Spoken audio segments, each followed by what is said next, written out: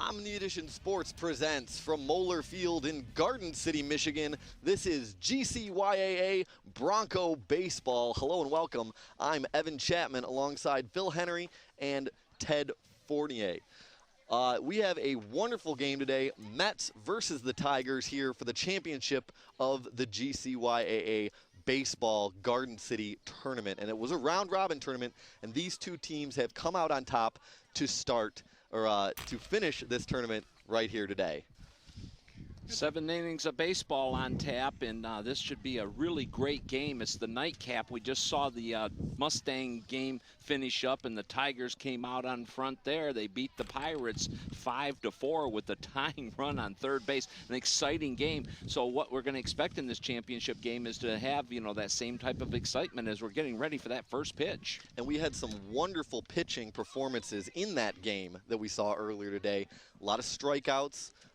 Very impressive from both sides of the field, both batting and pitching. Like you said, runner on third, 6th inning, just ready to come home, just not able to. And that was a good one. Let's hope that this one is just as good here tonight. Top of the first inning, Tigers will be batting. They lost the coin toss at the beginning of the game, so they are the away team. And leading off, we've got Eddie Elke, followed by Evan Taylor and Devin White.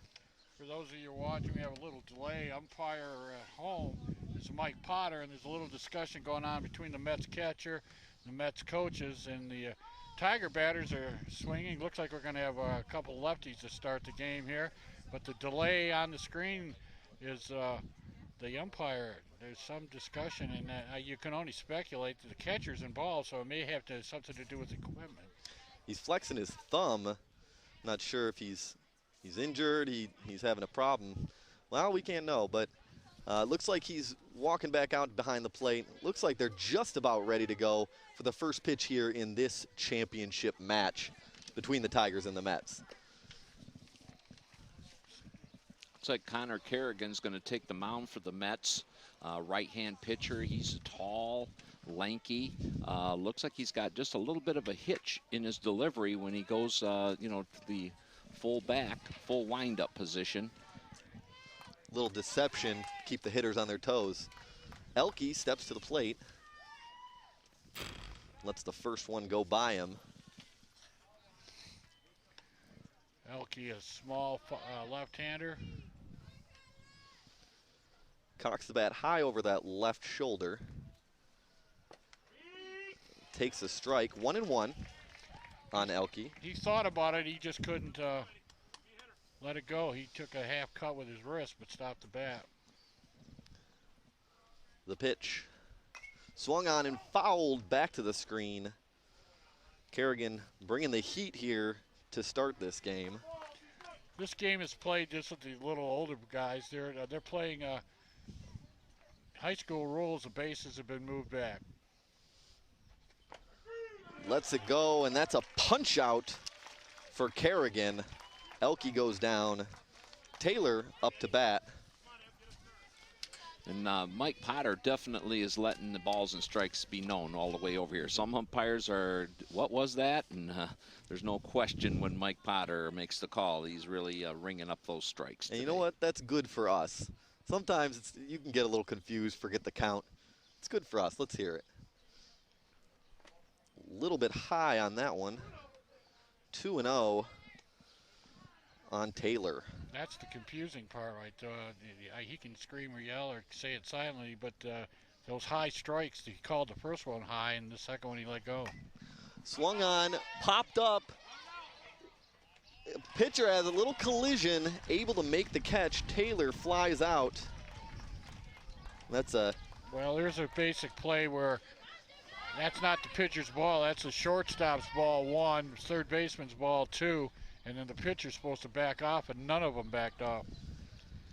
We see sometimes these pitchers play different positions, so he probably forgot where he was. He turned into fielder mode, and he needs to be as strong calling off everybody as Mike Potter is calling a strike. That's where you need the loud calling off. Yep. Teamwork. Kerrigan's delivery in the 1-0. That's a strike. And that's tough too, because when you know you have a beat on it, or you feel like you have a beat on it, you know, it's tough to you know, acquiesce to the other players and back off. Pitch. It's 1-2 now on White, the right-hander, number 1 for the Garden City Tigers. Kerrigan's delivery, swung on and fouled back to the screen. Back to that play, that's a problem. The first thing, nobody was really waving anybody off, and the communications, you know, we're still learning basics at this level, and that's a basic they have to learn. And it was also a major league pop-up, and we've got just a little bit of wind up there too, so that might have carried it out a little bit, the wind blowing from right to left. So there were a lot of dynamics in place, but the bottom line is it was an out. The swing, grounded past the second baseman. That might be extra bases. He'll hold at first, and White gets a 2-out single to bring up the cleanup hitter, Josh Walbaum. That was Dalton Breen on second base, and that ball was hit too sharply to his right-hand side, and he went with his glove to kind of cross his body and just got tangled up there with himself. It was probably a different hop, too, and on with the single is Devin White. Oh, when he takes second, no throw. Catcher lost it, something. And Kerrigan leans in and gets the sign. Inside. Nice pitch right there. You know, you want to sometimes establish, you know, the plate. And he backed Walbaum, the cleanup hitter, right on out of there with a nice curveball. Swung on, 1-2. That's a strike. Nice inside-out pitching there. The last pitch pushed the batter off the plate. Then he goes to the outside and caught Walbaum swinging and missing. Nice rhythm by the pitcher. White's going for third, fouled. Looks like a hit and run put on there. Well, there's another thing different from our first game. They can run. Yeah, that was take a lead. Interesting to see in the first game. Just, you know, they always stood on the bases, waited. They could move up on pass balls, you know, wild pitches. Swung on and missed. That's a strikeout for Kerrigan, and the side is retired. We're moving on. Bottom of the first. No run so far in this one. Mets coming up to bat. We're going to have Butkowitz, Breen, and Mishker to start the game for the Mets. Well, I want to interrupt here because I've been given an assignment, and I might take the half innings between all 7 innings for me to get this straight. The Garden City Youth Athletic Association is having a progressive raffle for the next, listen to this, 54 weeks. Every week there'll be an opportunity to buy raffle tickets from members of the GCYAA and the parents. And by the way, we're looking for volunteer parent ticket sellers. And Albert's on the Alley. And then on Wednesday, the raffle, the weekly raffle, will take place. It's called the Six of Clubs because that's the lucky card. If the 6 of Clubs is drawn, the winner will get 60% of the pot. If nobody wins the pot in a week, the pot will collect, and it'll be double or whatever they sell the next week. So look for ticket sellers around the city, and if you want to get involved, Albert's on the Alley. All the money goes to the GCYAA, and mainly a lot of the expenses besides uniforms, balls, is this field and this park here to maintain the chalk and the grass, and also build things and make the park better for the kids.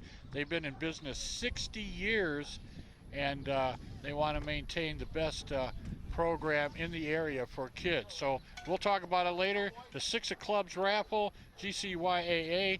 If you remember anything, stop in at Albert's on the Alley every Wednesday. Make sure you have your ticket. Yeah, and that's wonderful. They do a wonderful job of maintaining these facilities. It is a large undertaking, mowing, what have you. The first pitch is a strike. Evan Taylor on the mound, and his battery mate is number 5, Eddie Elke. All right, they are leadoff hitter and second hitter, and they're also the battery. Interesting. Second pitch just off the plate, 1-1 here on Butkowitz. Mets wearing Garden City orange today. And that's a strike. 1-2, Butkowitz. Taylor winds up and throws a little bit low. 2-2. You know, we should just mic up the umpire. He's calling all these things that I'm supposed to say. No, we need your call. Strike 3. That's a punch out for Taylor. And I must say, I didn't mention it earlier. That young man is a wonderful first name. Wonderful first Joseph? name. Taylor? No, Evan Taylor. Oh. Yeah. All right, next up is Dalton Breen, and he swings and misses at the first pitch. Looks to me like in his repertoire for Evan Taylor, he's throwing a nice curveball, and he seems to be throwing it early and often to these batters, keeping them off balance. So tries to bunt, fouls it back, and that's 0-2 on Breen. Mr. Breen is a student at Farmington, likes to write and likes math. The pitch in the dirt, 1-2. That's the time you can, chance a pitch in the dirt outside, hope to get somebody to chase a little bit on an 0-2 count. 1-2 now on Breen.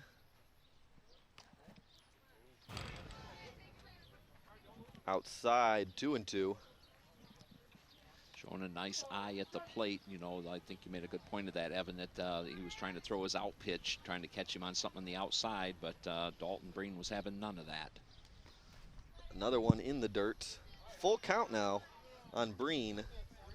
The other thing we want to talk, if you watch the game from the Mustangs, we only have 3 outfielders here. Last game we had 4, and so we're playing, I think, mostly high school rules today. Certainly looks that way. Pitch swung on and crushed into the gap in right center. Breen takes the turn and stops at first.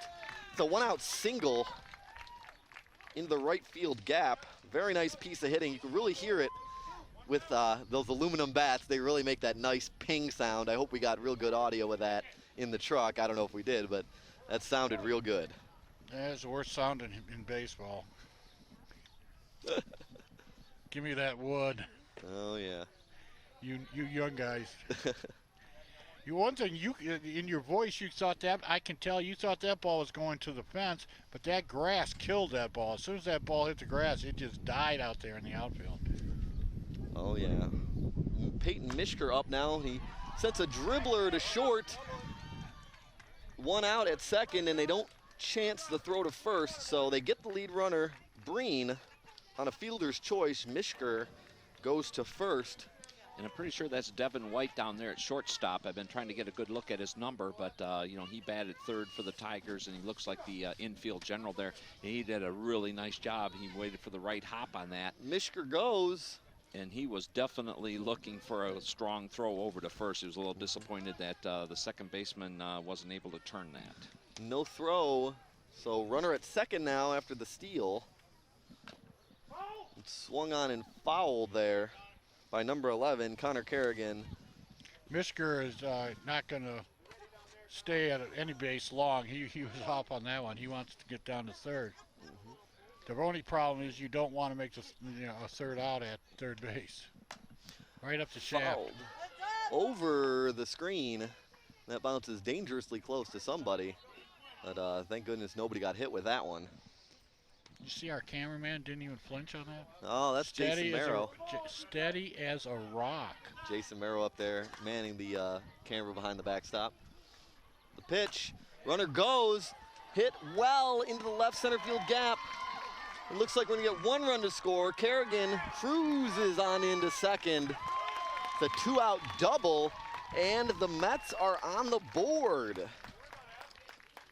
1-0. One thing that was kind of interesting on that, and I don't know if you noticed it, the left fielder was playing straight away.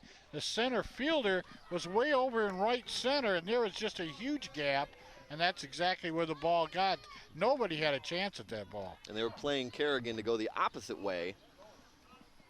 And he's up on his horse hitting the third, and they're not even going to throw. He's got those long legs. He can get down there real quick.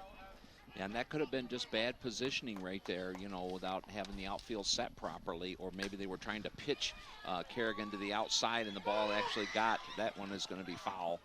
And the ball might have actually come inside right into his wheelhouse, and he was able to turn on it. It was a great job out there by the left fielder. That's Drew Hines out there. He did a nice job. He was a little unsteady when it was in the air, but when it hit the ground, he made sure that it didn't get by him, because that certainly would have gone all the way around the bases for Kerrigan. Oh, that one fouled over the first baseline and pegged a car driving down the street.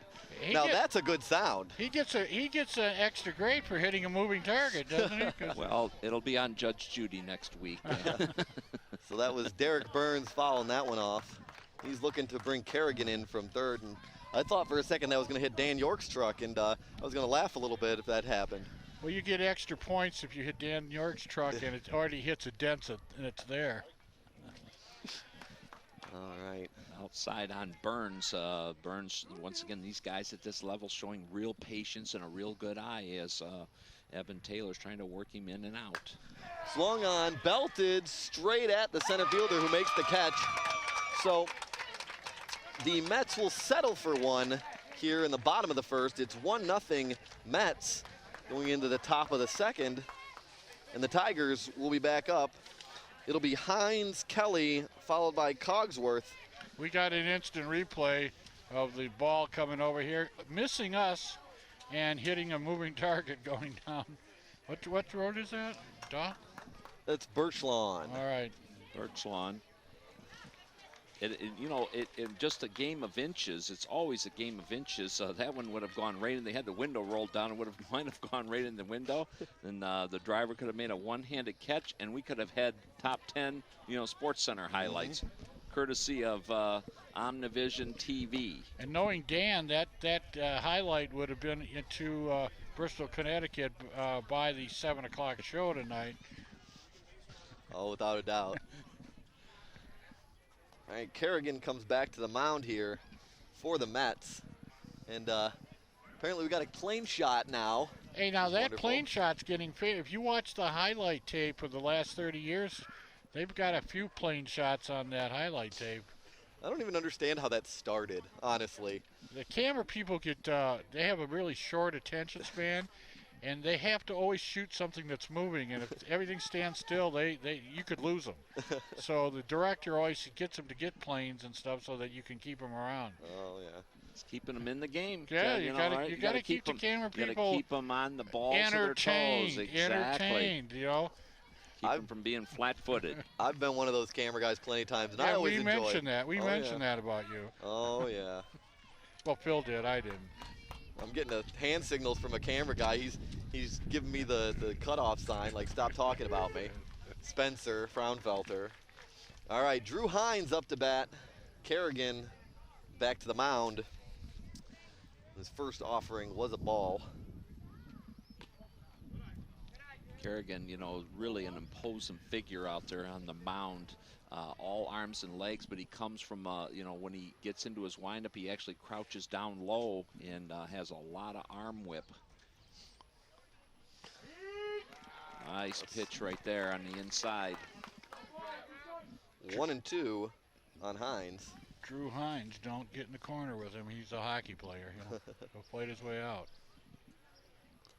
I have to say, Kerrigan's motion looks to me like the way that David Price drives to the plate. Compact, gets low, those long legs sticking out. Over his head.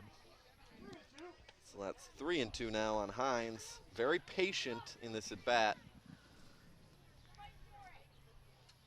Kerrigan wind up the pitch. A little high, and he walked him. Base on balls for Hines. Next.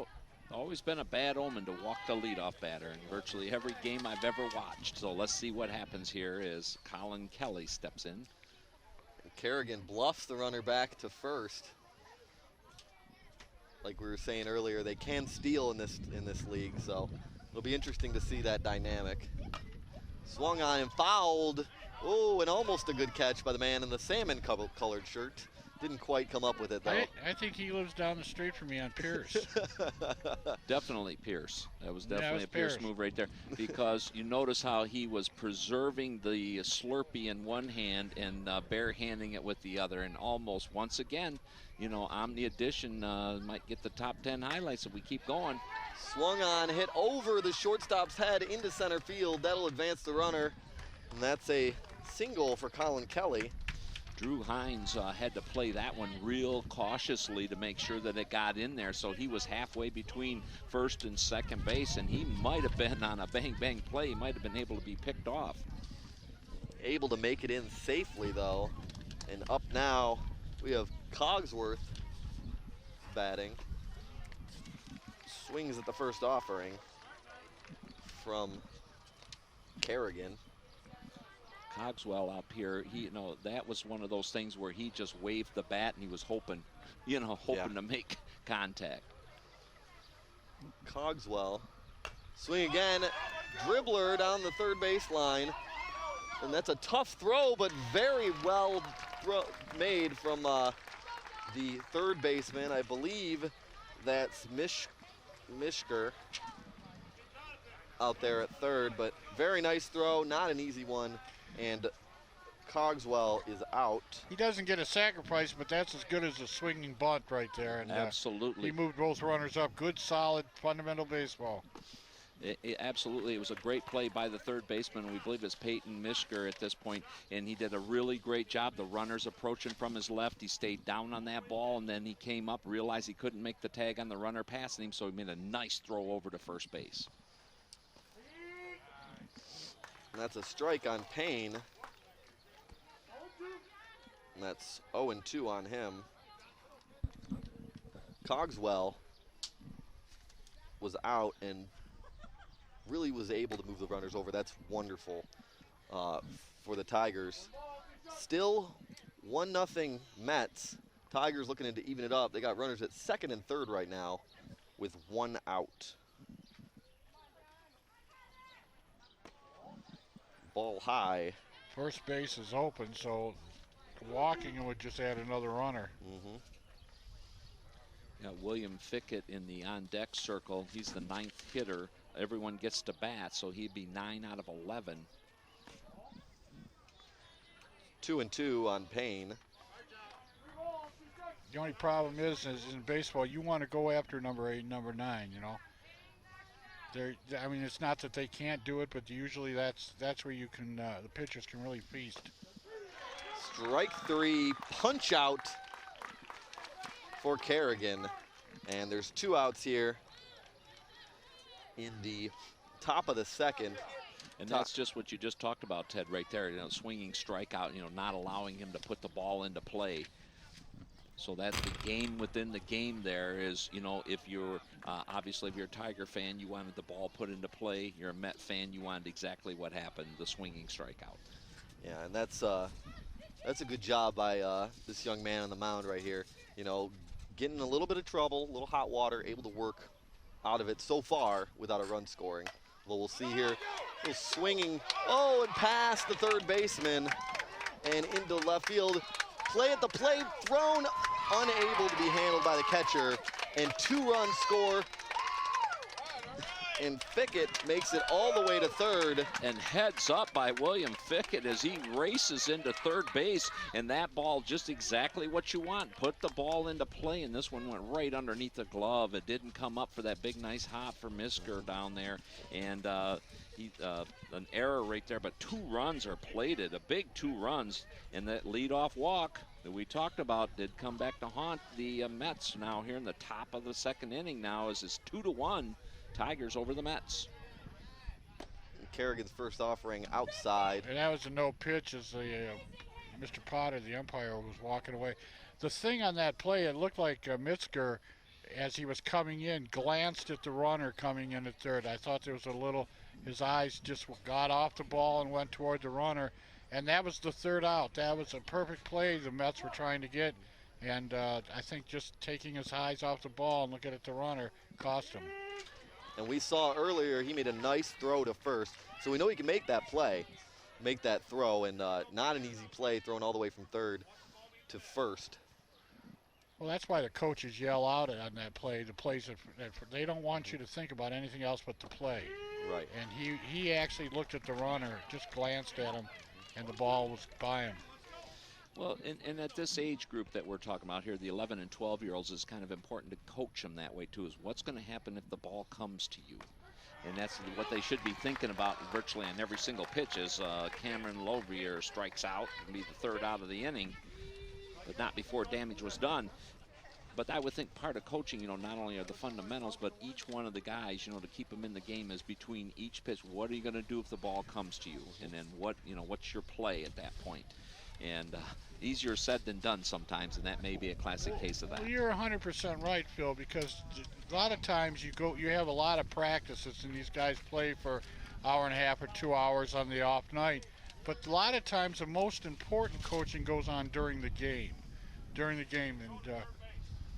here's the 2 runs coming across the plate for the Tigers to take a 2-1 lead here in the top of the first. We're moving on to the bottom of the second. You saw in that Drew Hines was the easy runner. He was the leadoff walk, and we talked about. And then there's Colin Kelly, who just really came around third base with a full head of steam. He didn't even think about the fact that he wasn't going to score on that play, even though it just went out to shallow left field. The left fielder had to come up throwing, and as you see right there in the replay, the throw actually would have been on time. But the catcher just couldn't handle it. Yeah, and that's not an easy play to make either from shallow left field, trying to throw. And I think one of the biggest difficulties that you have in that throw is trying not to peg the base runner. You know, you're trying to get it to your catcher. You don't want to hit the base runner. Good try, but that's not necessarily the easiest thing to do. And of course, Tigers go up 2-1 here, and we've got a good one so far. Back to the mound goes Evan Taylor.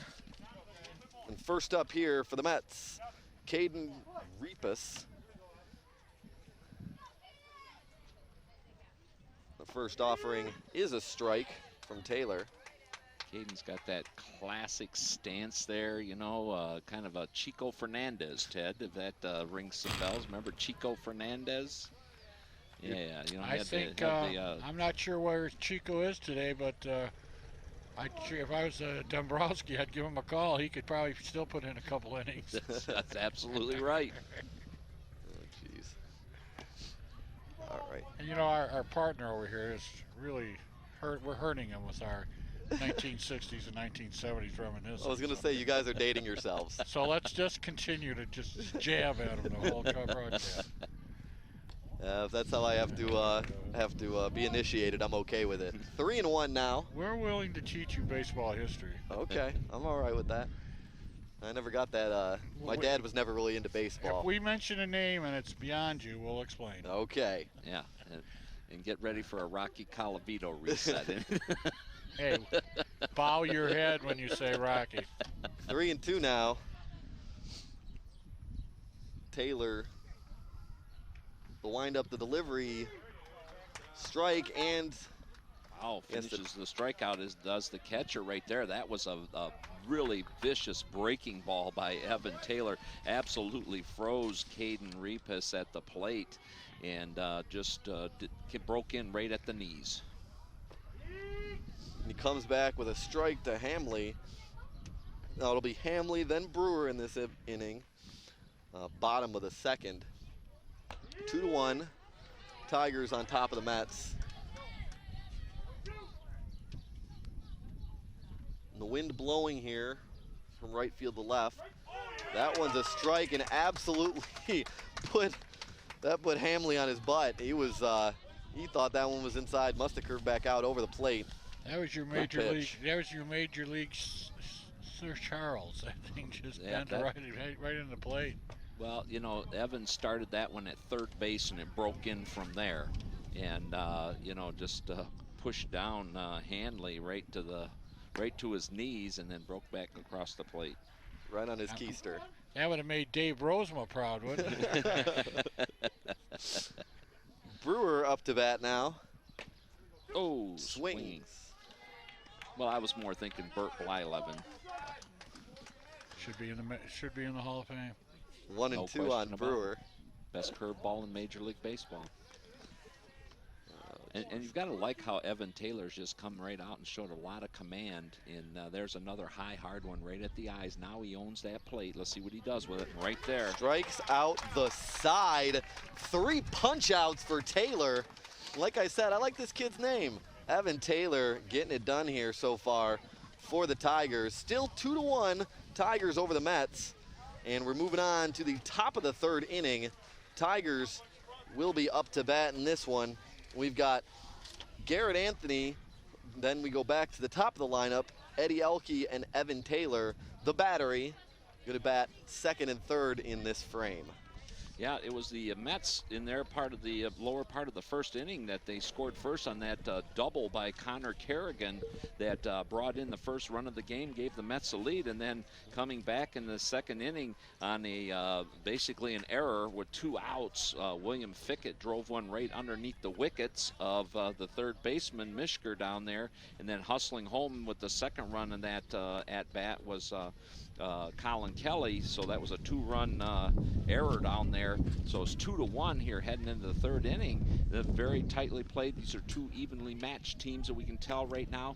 There's a lot of chess matching going on between these 2 great managers. This is going to be an exciting 7 innings, and we've played 2 of them, so we've got a nice game unfolding.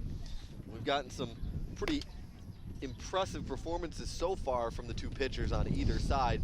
Taylor getting some strikeouts, able to strike out the side in the last half inning, and also Kerrigan able to get 2 strikeouts in the 1st inning and a K in the 2nd inning. So these guys are going toe-to-toe with each other in this one, and it'll be a blast to see exactly what they can come up with. And we'd like to also thank the GCYAA for feeding the whole crew today. They didn't have to do that. It was very wonderful for them to just forgive our tab. And, you know, if you've seen some of these guys that work for us, you know they can eat. So it was wonderful for them to do that. We are very appreciative. I'm not sure if they're directly related, but that may be the reason they're holding this raffle to pay for that bill today. Well, they say about Furby, once he gets started on the pizza, there's just there's not enough There's made. no pizza. Oh, yeah, that's our youngest member, Zach King, aka Furby, and he is a hoot and a half. He's a funny little 15. Just turned 15. We'd like to wish him a happy birthday. Just turned 15 on Monday, so happy birthday, Furby. Garrett Anthony really cuts a pretty imposing figure out there in the plate, doesn't he? He's got that good scowl. Kind of like moose scouring.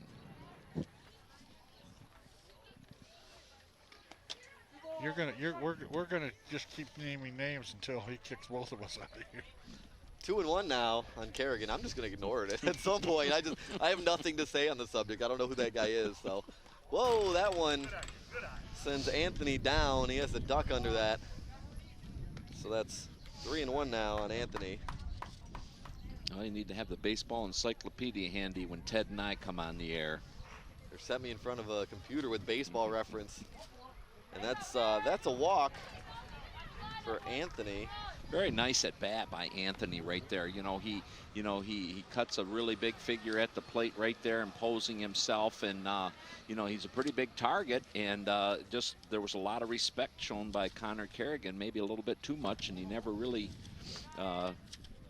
gave him anything to swing at. And there he is on first with a good eye. And we move back to the top of the order. We got Elke in the batter's box. He looks at ball 2.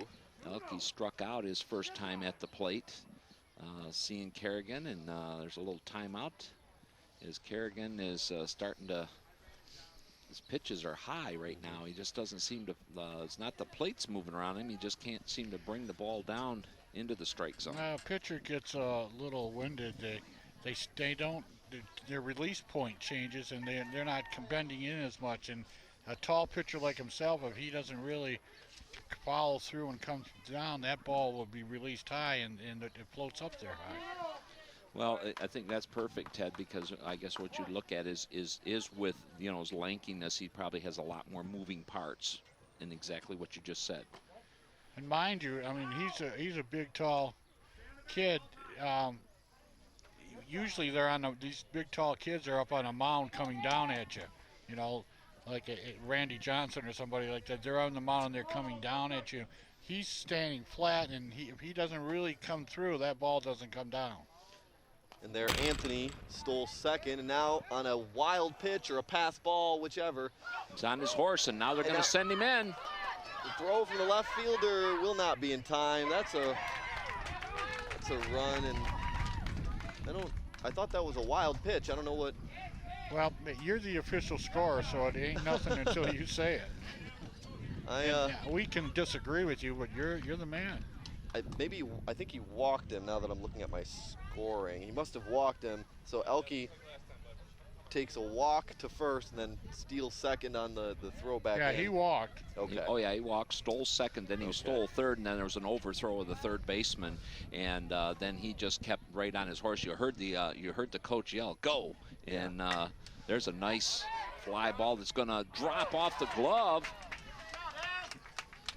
So Elke will make it all the way to third. Taylor with a nice hit there, nice single.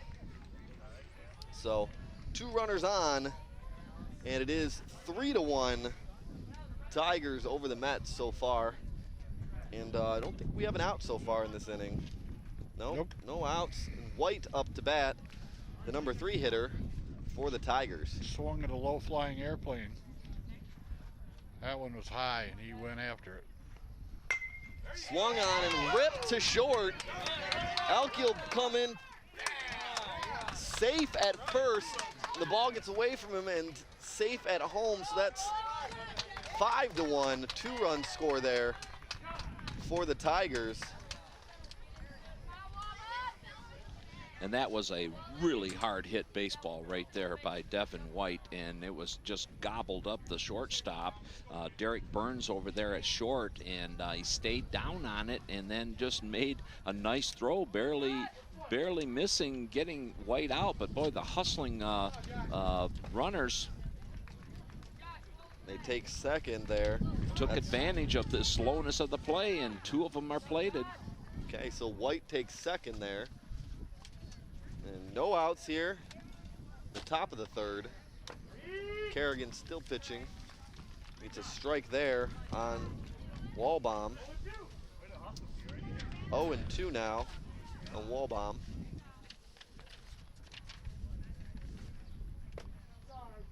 Looks like this Tigers team has a pretty good amount of speed on display so far. Stolen a couple bags.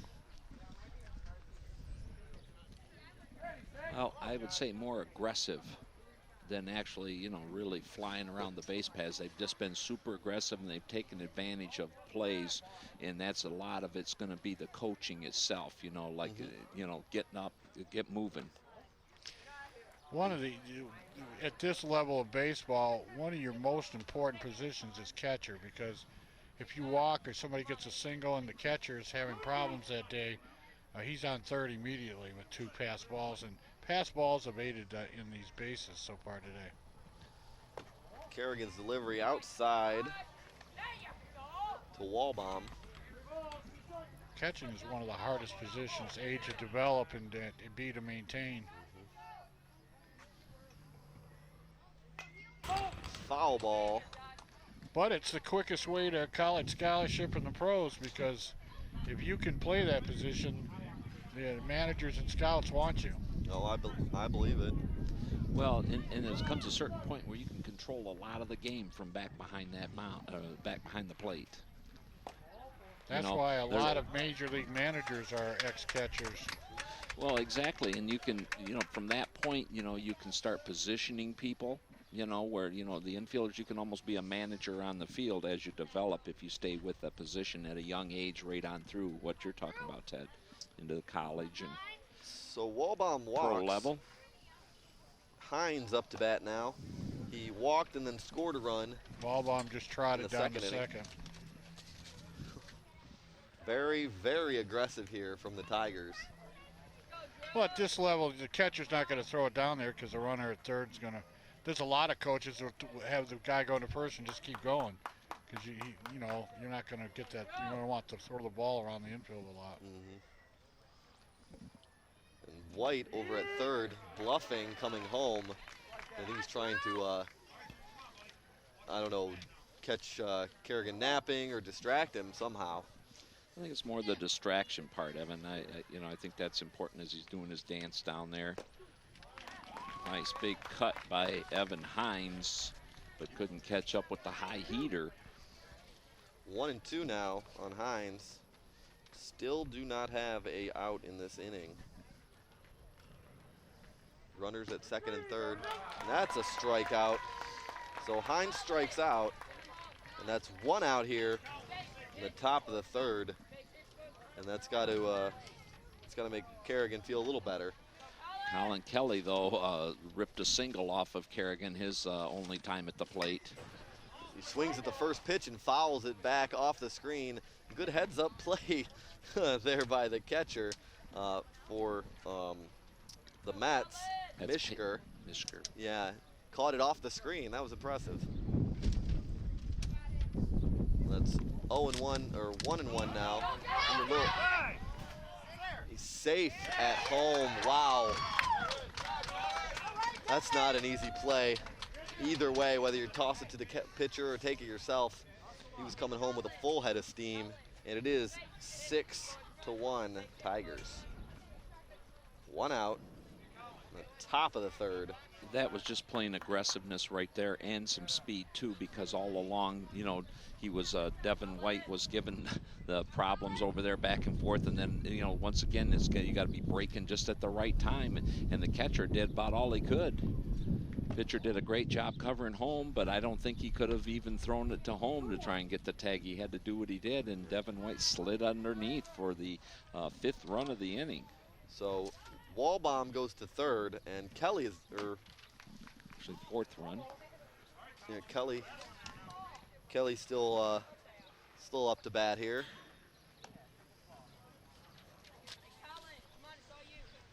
It's opened up a 6-1 lead now by the Tigers, and they're threatening to add more with a runner at third and only one out. Kelly rips one in the gap in left center.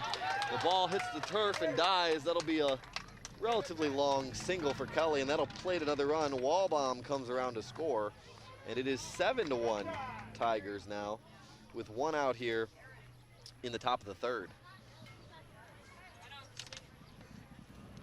Now Wallbaum on that one, he was off at the crack of the bat, and then he slid up halfway down, realizing that this might be caught. You know, maybe the safer play might have been to just stay right there at third base with the idea that you're going to score on a sacrifice fly, and if it drops, you're pretty much going to walk home anyway. Almost made a cardinal error there by being a little too aggressive.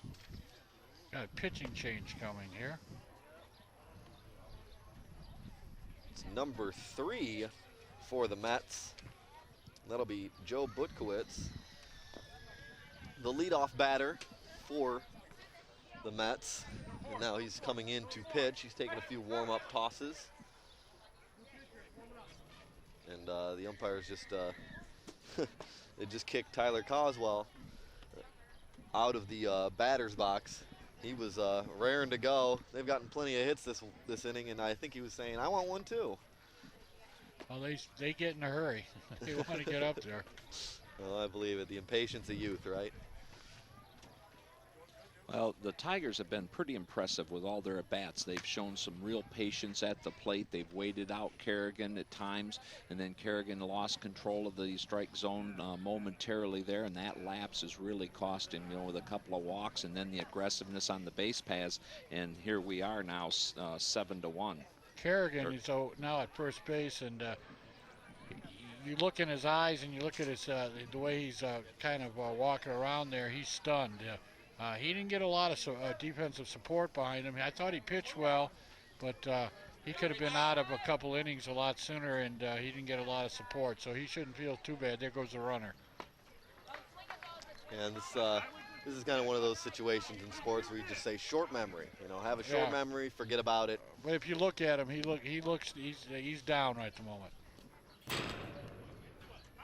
Swung on, and that's a strike. Budkowitz. 0-2 so far for Cogswell. And that's a strikeout.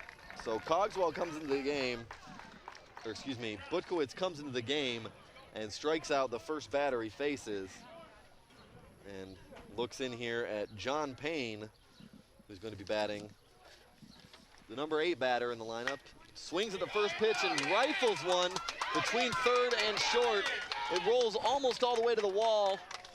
And Kelly will come all the way around to score. And that's 8-1 now. Tigers over the Mets. Nice aggressive base running right there. John Pine had struck out the time that he faced Kerrigan, and this time right here just got a seeing eye signal right past the shortstop. And once it got out there, then there was no question that Colin Kelly was going to come home. That one is fouled. That single was to the third base side of the shortstop in the hole, and he just couldn't get over there. He had to reach across his body to get to it. Once it got past the third baseman, who's basically playing even with the shortstop, a lot of times you have that guy, the third baseman, in a little. And that was a fan, lives on Shotka over there, that nearly reeled that one in. Just a short street, not too many fans, of the GCYAA, but when they come from Shotka, expect good things to happen. I think Devin wants to see ID on that. Yeah, maybe something. I think I'd take their word for it if they came and told me. John Payne makes it all the way to third. Don't believe me? You won't take our word for it. And now there's a catch. Wow.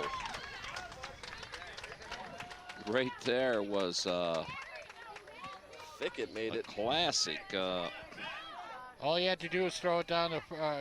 There. See, now there's a situation where the coach had to just, at this moment, just say, "Hey, throw it to first." And he didn't know what to do. And this is that coaching in a game I was talking about. Right. What are you going to do in a situation like that? There's 2 outs, and Pine down there just did a great job of faking the catcher out. Well, instead of just going for the easy out. If you throw it down to first, he's out. I mean, he doesn't matter.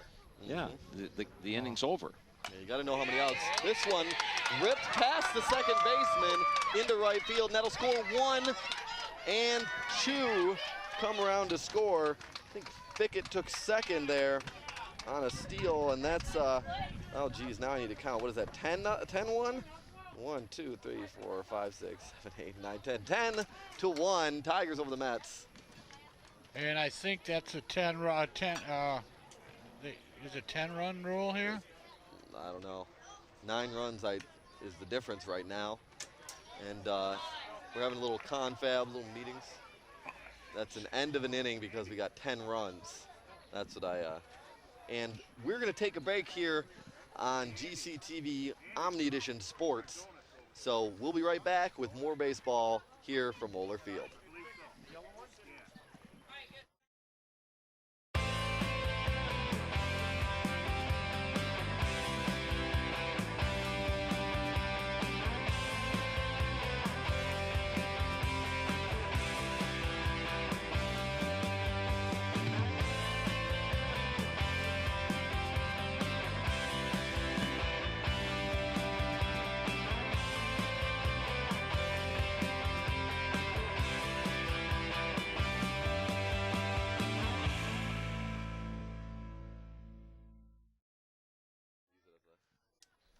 Incorporate Marketing is the official apparel provider of Omni Edition Sports, located on Middle Belt Road just across from Garden City High School. Incorporate carries an incredible variety of Garden City Cougar apparel and swag. They also feature Garden City East and West gear and are your source for silk screening and embroidery. Owned by third-generation Garden City resident Jim Neave, Incorporate can help you design the perfect look for your company or event. Visit their website at incorporategraphics.com.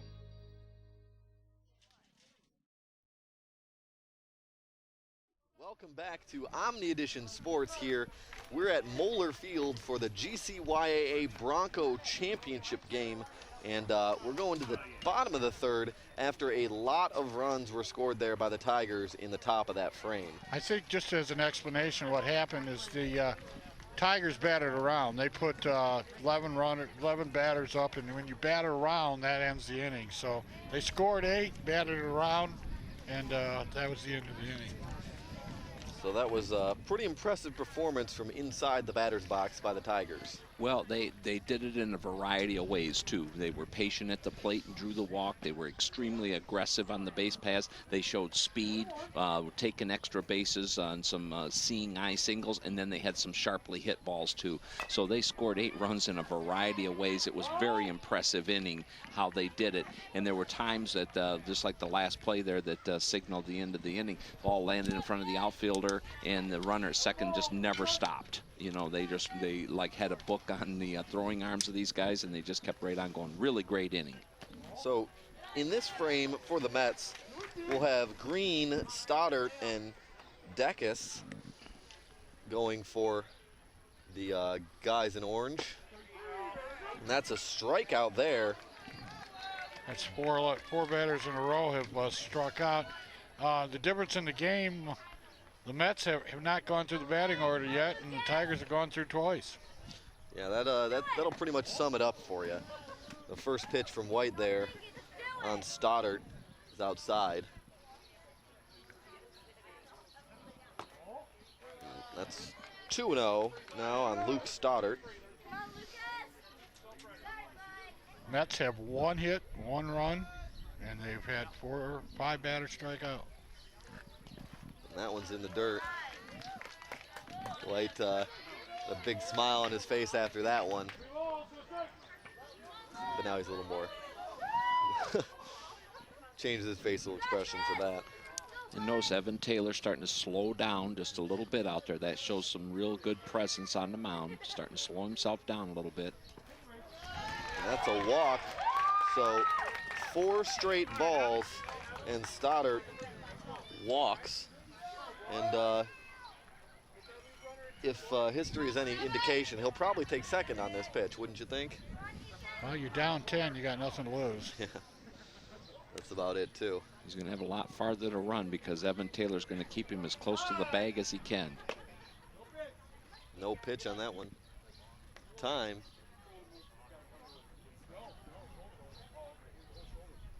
They're giving him a balk warning. Umpire Merritt is over there teaching him what he did wrong.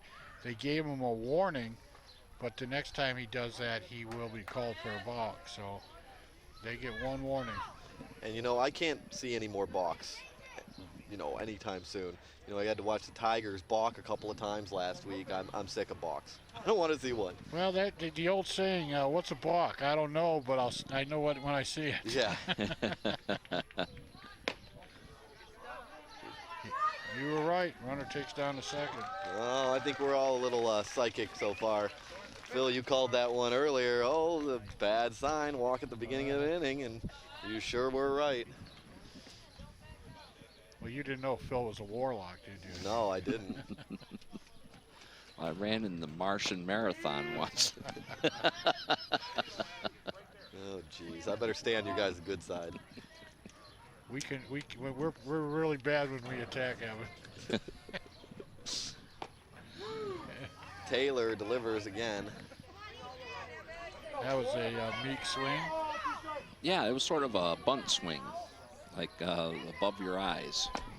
There's a nice swing right there, a swing and a miss, but that's what you want to see. So, you know, a good power swing like he tried right there. In the last 6 batters, he's got 5 strikeouts and a walk. Well, the outfielders they could sit down.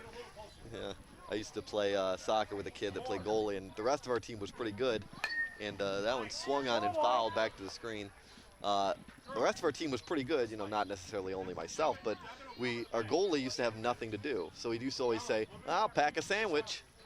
Well, there was 2 ways of taking that, Evan, that the goaltender, the other 10 were good, or that you played on the team and the other 10 were good. So one way or the other. We'll think about that one. bottom of the third, no outs. Max O'Connell gets a ping and drops right in, but nice catch. Now run out to the middle of the diamond. Right there, nice job by the, it's gonna be a base hit for Max O'Connell. Only the second hit of the day for the Mets. And I think the gentleman at third, Stockard, should have just kept running because as we've seen throughout the day, the gloves haven't been shining today. Well, and at that play right there too, that one gets down. 1 run will score for the Mets, and they'll hold the runners here at first and second. No outs so far, excuse me, 2 outs so far, 2 strikeouts, and unable to get Butkowitz, who came into the game as the pitcher. And so O'Connell goes to second, and it's 10-2. Well, that's John Pine over there at second base, and that one just was a nice, sharply hit ball right to his left, and he just sort of had to wave at it and let it go by, and that played it in a run. You were talking earlier, I think, the first game we did today about the game of interest, and that was a situation where the second baseman is leaning to go cover the bag on a stolen base, and the ball gets hit toward the spot where he left, and he really didn't have a chance. And that just shows you, the aggressive play, moving the defense around, and that obviously manufactured a run for them. Swung on and grounded to third base off the glove, and no play there for the shortstop. All runners move up, and we got the bases loaded. 2 outs here in the bottom of the third, and this inning is getting more and more interesting as we go. Peyton Misker, the third batter in the lineup for the Mets, and then he's followed by Kerrigan, and he takes a nice rip at one right there. So bases loaded with 2 outs. This is a key situation in this game with the Tigers holding on to a 10-2 lead. And you just want him to put it in play. This is, just get a good swing, put it in play, and he's made contact the first 2 times here, fouling 2 pitches off, so it's 0-2 now, down to their last strike here in this frame. Misker, knees slightly bent, bat high over the left shoulder or the right shoulder. Swings and puts it in play, grounds it, bounces past the shortstop. All the way out to the wall. 1 run will score, 2 runs will score, and they'll hold the run. No, he's coming in from third, and that's another run, so that's 3-run score. So that's a 3-run triple for Misker. Wow, does that change the look of this game? Well, I was going to say something before, but I missed a chance. But that is a key at bat, because if he gets them out, they'll give up 1 run an inning the rest of the way. But now you've changed the momentum, and they just score. They're scoring a bunch of runs here, and they're sneaking back into this game, which is the last thing the Tiger coaches want to happen here. Well, absolutely, and Misker with the bases loaded and 2 outs, he really came through, hit a rifle shot, and I've been watching this game real closely, and Devin White over there playing shortstop for the Tigers is a terrific ball player. This kid really hustles on a lot of other plays, and in this particular one, he really got handcuffed as the ball bounced up, and he got turned sideways on it, and it got by him in a hurry. And then the left fielder out there, we've made so many comments throughout both the games that we've seen today, where it's just get the ball and keep it down in front of you. This one got right underneath of his glove, and that was an easy 3 runs coming into that point. And that was not an easy bounce, I will say, that he had to deal with. Looked like it took a higher second bounce than the first bounce it took, which, obviously that's a tough play to make. But we got a game. It's 10-5. Huge run down. at third base. If the 6th run's in, you're over halfway back, and now you have a game. So that run at third is huge. Well, they do have their cleanup hitter up, Connor Kerrigan, number 11. And let's hope he can forget about how he was pitching and how some of the struggles that he had, and just concentrate on swinging the bat. Well, whatever the coach said to him in half inning, he didn't like, because he just rifled one right at the third base. We did a little dance and still got hit. Well, he doubled in a run, the first run of the game in the bottom of the first inning. Did this Kerrigan, so he fouls that one. Now, where does this guy live? Good catch. Oh, look at, he's challenging us. You don't know? He I lives don't on know. the north side of Cherry Hill between Vinoy and Merriman there. Okay. Nice area. well. The only thing I wasn't sure if it was the north or south side, but Well, definitely Cherry Hill. It's on the north side, because the south side, I think, is Westland. Runs coming home, and it's in. Wow, safe. So now that's a very, very good hustle play there for Misker now, and so it takes now Kerrigan can take that deep breath, and a very good at bat by him, as Evan Turner on the mound has really suffered the same fate as Kerrigan did. Well, I think there's something to be said for these guys getting a little tired. I don't know how many pitches. We don't really get to keep that stat. We don't have a statistician here. That would be nice, but most of our crew can't count past 12. Yeah, well, I heard Kirby doing a sound check, and I know he can count at least to 30. Ripped down underneath the glove too. This could be big bases. And man, does he have some long legs. He can run. Kerrigan legs out another double. So that's a double for Kerrigan here with 2 outs in the bottom of the third. 10-6, Tigers over the Mets, but the Mets are charging back right now. And I think something showed up right there, Ted. And as a matter of fact, even the last hit right out there is that long grass out there is really saving both of these teams, because these balls, that ball would have gone all the way to the fence, and there's a shot hit right there for the last out. That might have been an inside the Parker, if it would have gotten shorter grass out there, and it would have, because it went under his glove and it was going from there. But the higher grass really helped out. So Burns lines out to the second baseman to end the bottom of the third. We move on to the top of the fourth inning, where the Tigers will come back out and face, we assume Butkowitz will continue to pitch, and it looks like he's heading back out to the mound right now. So we'll have him pitching here for the foreseeable future. And the batters here, I lost my place. Garrett Anthony, and then the leadoff batter, Eddie Wilkie, and Evan Taylor are going to be the 3 scheduled batters to come up. Okay. Anthony started that really by walking. Yeah, they had a lot of guys come up to bat, and it'll be interesting to see how they adjust to facing Butkowitz opposed to facing Kerrigan, who, of course, pitched the first 2 and I think 2 1/3. Once again, quick reminder that Garden City Youth Athletic Association is holding a 54-week raffle that you can purchase tickets from parents. And by the way, we want parents to volunteer to sell these tickets. And you can also buy them at Albert's on the Alley. Every Wednesday there'll be a drawing. Basically, you put your number on a ticket. If that card comes up, it has something to do with a deck of cards. Ken Kibbett lost me. I apologize, because I had a hard doing so well, Ted. I thought you had it. I had a hard time getting through 3rd grade. But yeah, a 54-week raffle to support GCYAA. Let's get involved.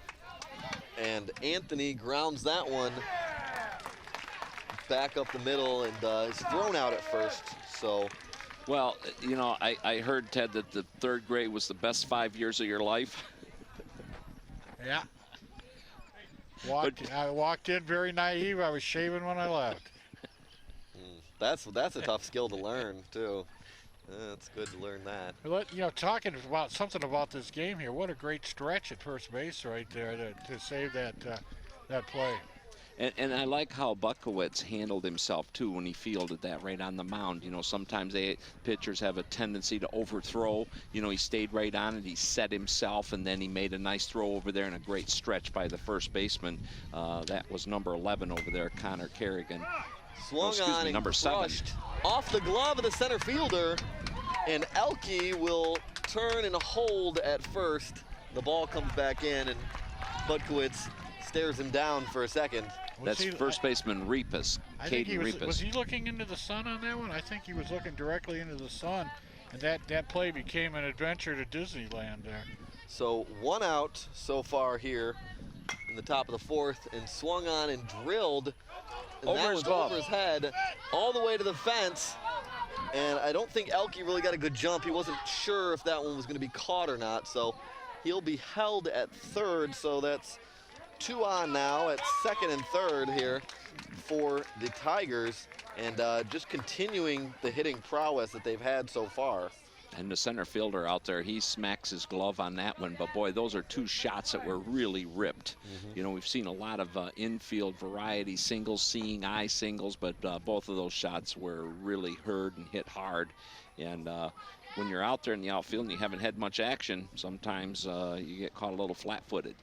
Yeah, plus the sun is starting to set here in Garden City, and that one's ripped right back to him. That will bounce. He'll field that one on 1 hop and send it back in. Taking a big turn around 3rd is Taylor, and he's held at 3rd. So that's a single for White, and another run will score. That Devin White is a good-looking ball player. If you guys watch him at shortstop, 3 for 3, isn't he? 3 for 3, 3 singles, stolen bases, RBIs. He is really a terrific ball player. You watch him on short. He's you know, he's like a field general out there from the shortstop. Something tells me he's a pitcher. I just got this feeling that we're going to see him on the mound before this game's over with. You know, if you had an adequate color guy here that knew all the bios, he would probably have already told you that, but you're short-handed today. So he takes 2nd on a steal. So White's at 2nd, Taylor at 3rd, and Walbaum up to bat here against Butkowitz. And it's 11-6 now. Tigers on top. And it is it's been a very high-scoring game so far, and I don't think that's going to change anytime soon. Our crack research staff has just handed me the information you're looking for. Mr. White is a 3rd baseman, 2nd baseman, 1st baseman, shortstop, catcher. Oh yeah, and he pitches once in a while. Sounds like a real good utility infielder right there. In his contract, he's not allowed on the grass in the outfield. Oh, okay. Just the dirt, just the dirt. Fouled back to the screen. I think I saw Jason Merrill flinch at that one. Well, I think what we've seen, too, is both teams have come with their hitting clothes on today. And both have really taken some great cuts at some excellent pitching out there, and have really made contact and sprayed the ball all over the field. Swung on and popped right back to the pitcher. A little baby pop-up there for Walbaum, and he is out. Just want you to know that Jason Merrill did not flinch on that one. Oh, okay. All right. Okay. Okay, so that was a pop-up to the pitcher. So that's 2 outs here in the top of the 4th. Runners on 2nd and 3rd, and Hines up to bat. Hines has walked, scored a run, and struck out in his 2 previous plate appearances. We've had a lot of offense so far this inning and only 1 run. So if they could get Hines, this will be a very good inning for the Mets. And everybody on the Tigers but 2 have scored a run so far. The only guy with 2 runs is Colin Kelly. And here comes run 2. Yeah, well, here's run 2 for for Taylor. After flying out in the 1st inning, he's scored both other times and batted. A really terrific hustle play. That ball didn't really, go too far away from the catcher, but Evan Taylor just really hustled his way, and that's a big run right there, Ted. To your point, there was a lot of well-hit balls, and now that run right there is real key. So that's 12-6 now. Tigers on top. 2 outs here in the top of the 4th. Butkowitz winds and delivers, swung on and fouled. Ball tip. Yeah. Just barely hits the backstop, and I'm sure there's somebody back there that flinched at that one. I know I would have if I was standing there. I'm sure there's going to be one that's going to come at us, and I'm going to flinch and fall off my chair. Swung on and dribbled toward 1st. Oh, and a miscommunication between the 2nd baseman and the pitcher, and Hines is safe at 1st, and White comes around to score to make it 13-6. Tigers on top here in the top of the 4th. They'll never do it at this level, but that's one of those plays that in Major League Ball, I'd like to have a team error stat because the pitcher hesitated a little. The second baseman went and covered the bag, and the first baseman stayed there. And all three of them misplayed it. Yeah, that was. But it's a single anyway. Yeah, it was the second baseman's ball. That's where someone has to call out. Communicate. You know, or it's like you know, I don't have it. Well, I don't want to be. I don't want to show my age and being an old timer because I never do that. But in this day and age, these kids don't know how to talk to each other because they should be texting each other. I got the ball. I'm coming in. Well, that was actually the lookout play. You know, the pitcher yelled out, "Look out, because I don't have it." I Instagrammed you and you didn't pay attention. I tried to tell you on your Twitter, but you checked your Facebook That's instead right. of your, you know. And all the while, it was a Snapchat. All right, grounded to the shortstop, thrown. No, the ball was loose. Safe, yeah, he trapped it. He did not come up with it, so safe, so it's 1st and 3rd now. Caden Repas made a really terrific stretch right there. I don't think he could have done anything more than he did. Maybe, though, you know, the fundamentals, you know, this is taught by my dad, was if the ball is below your waist, your glove should be on the bottom. If it's above your waist, in the upper way. Here we go, and that one is excellent play by Repas. Another great play by Repas over there. He actually was behind the bag, caught it, and had to step forward. And that's a 6-3 out, and the side is retired. Now we're going to move on to the bottom of the 4th. Mets will come back up to bat, and we will have Repas, who had made a couple of very good plays there that we just saw, followed by Hamley and Brewer here. And these three guys struck out, all of them, in their only at-bat so far.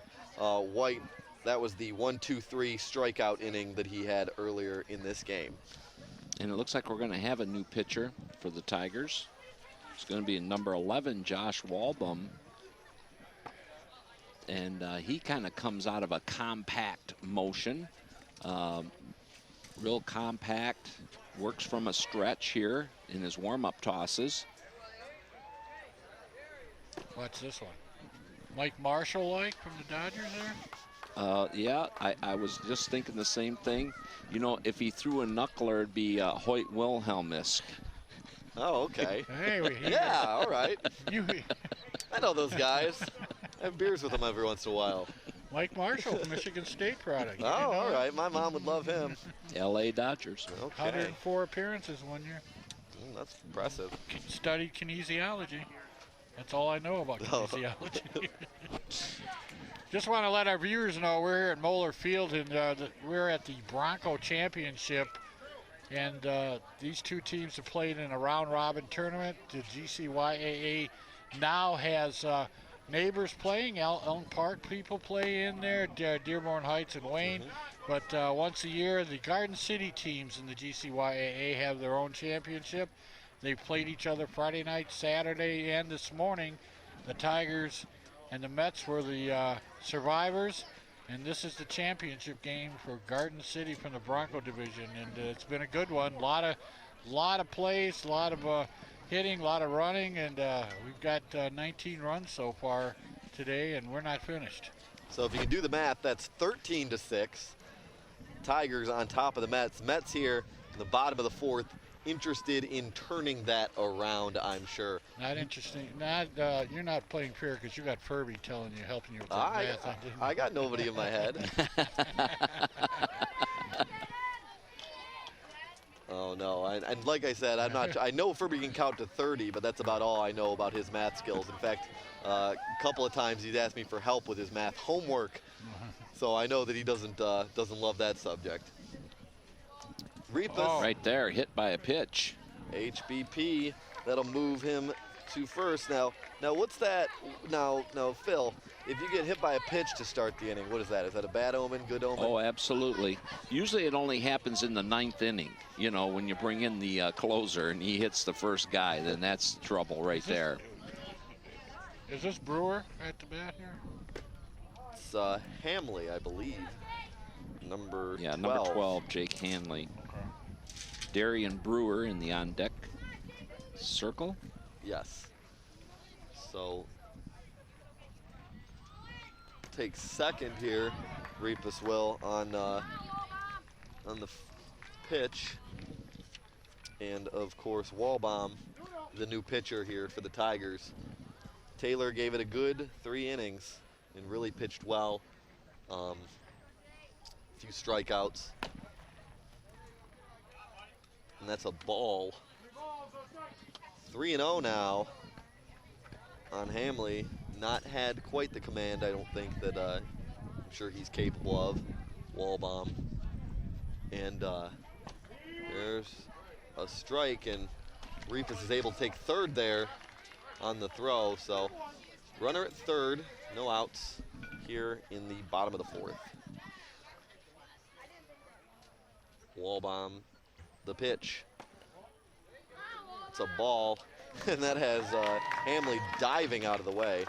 So that's base on balls. Well, Phil, when you're up by 7, best thing to do is come in and put 2 runners on base, right? Well, exactly. You know, hit by a pitch and then a walk right there is just not exactly what the Mets wanted to have happen. Or exactly what the Mets wanted, but not exactly what the Tigers wanted. And there's a little chat out there. It's like at this point, you know, it's the bottom line is you've got to trust your fielders and just throw the ball up there and don't be cute. You know, let them hit it is the main thing that you can do right now. And I'm sure that's the conversation that's going out there. We've got a, you know, we have a 7-run lead, so just trust your fielders out there. Yeah, and certainly, you know, serving up strikes, you know, you'll get you might get some hit in spots, but you'll probably get a few caught too.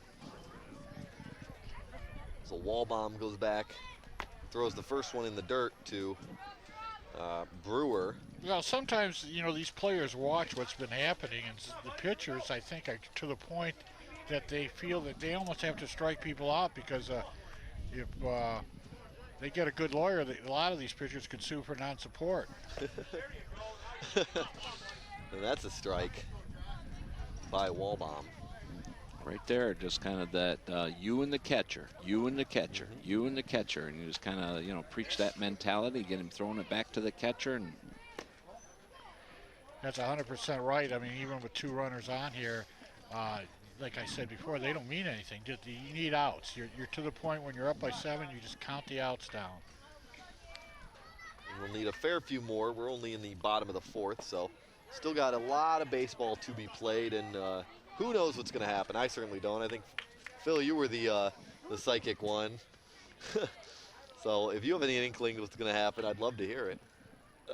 I think we're going to play 7 innings. Okay. And that one goes to the backstop. Reapus coming for home, and he's out. Yeah. Okay. Wow. That was a little delayed reaction there from the umpire. The umpire wanted to see the ball. He wanted to see the ball. If the ball was in the glove, he was out. If you show him the glove and it's not there, he was safe. Runner moves up, so there's still a runner at third. Just a terrific hustle right there. That's Eddie Welke that started out as the catcher. I'm sure he's still back there behind the plate, but just really great hustle on his part. And then if you notice how he got in there and he got positioned to block home plate, and that's where he was called out because he established his position in a bang-bang play. Nice job by Eddie. And then a strikeout now. You go in 1 pitch, and you had runners at first and second, and no outs, and now you have 2. And I know they're trying to, you know, get back into the game, but that might have been a little ill-advised, you know, to kind of, at this point you had 2 runners on and nobody out. So now 2 outs. Shane Green up to bat, the number 9 hitter, number 10 in your program. And Walbaum fires that one in. And coming from third, Brewer, and he'll make that one. Okay. He made it, but it was still close. It's still a hustle play there. Yeah, that's a tough play. Slid in and just barely beat number 5 Elke for the Tigers. So that's another run for the Mets. So that makes it 13-7. Ideally, you want your pitcher to beat the runner to home and just flip it to the pitcher. But the catcher ran it down there. But it was still close there. Well, I think what the catcher tried to do was like block the plate with his body. If he'd have led with the glove, there might have been a whole different call there. But that's very hard to do. Almost like a Superman type, flying through the air with the glove out in front of you. Certainly a difficult play, but 1 out of 2 ain't bad. And that's a foul ball back to the screen, and see a young man in an orange shirt from wherever in Garden City flinch at that one. Inkster Road, right off of right over there by Maplewood. Maplewood.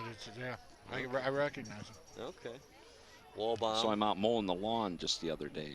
Oh, good. These young guys, put them to work, man. Put them to work.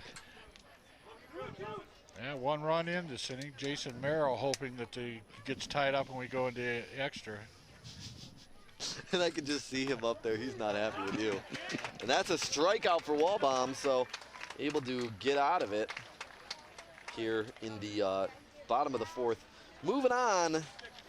Well, in damage, without even a loud foul ball in that inning with a hit by a pitch and a walk, and then, of course, the aggressiveness on the base paths, as we're going to see the replay, this is the runner right here being thrown out at the plate, and as you can see in the replay right there, it's just he established that position just so quick. Well, the umpire's looking, he's looking, and he didn't say it, but he's thinking, show me the ball, show me the ball.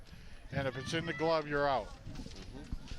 So, way to get the out there, and we're moving on to the top of the 5th. Tigers up to bat, and it'll be Payne, Fickett, then Lavier in the top of this inning. Out to pitch, it looks like Butkowitz you is took done. my pronunciation there. You actually trusted me there. I had no idea. Lavier? I don't know. Lavier. I want to call you Fournier, so. That's in Montreal. All the French-sounding maids, Mr. Fournier. My wife won't allow me in Montreal anymore. That is a beautiful city. I have been there. So, like you would be Mr. Henry. Henry, of course, yeah. Right. But I usually hang out in Toronto, me and Rob Ford.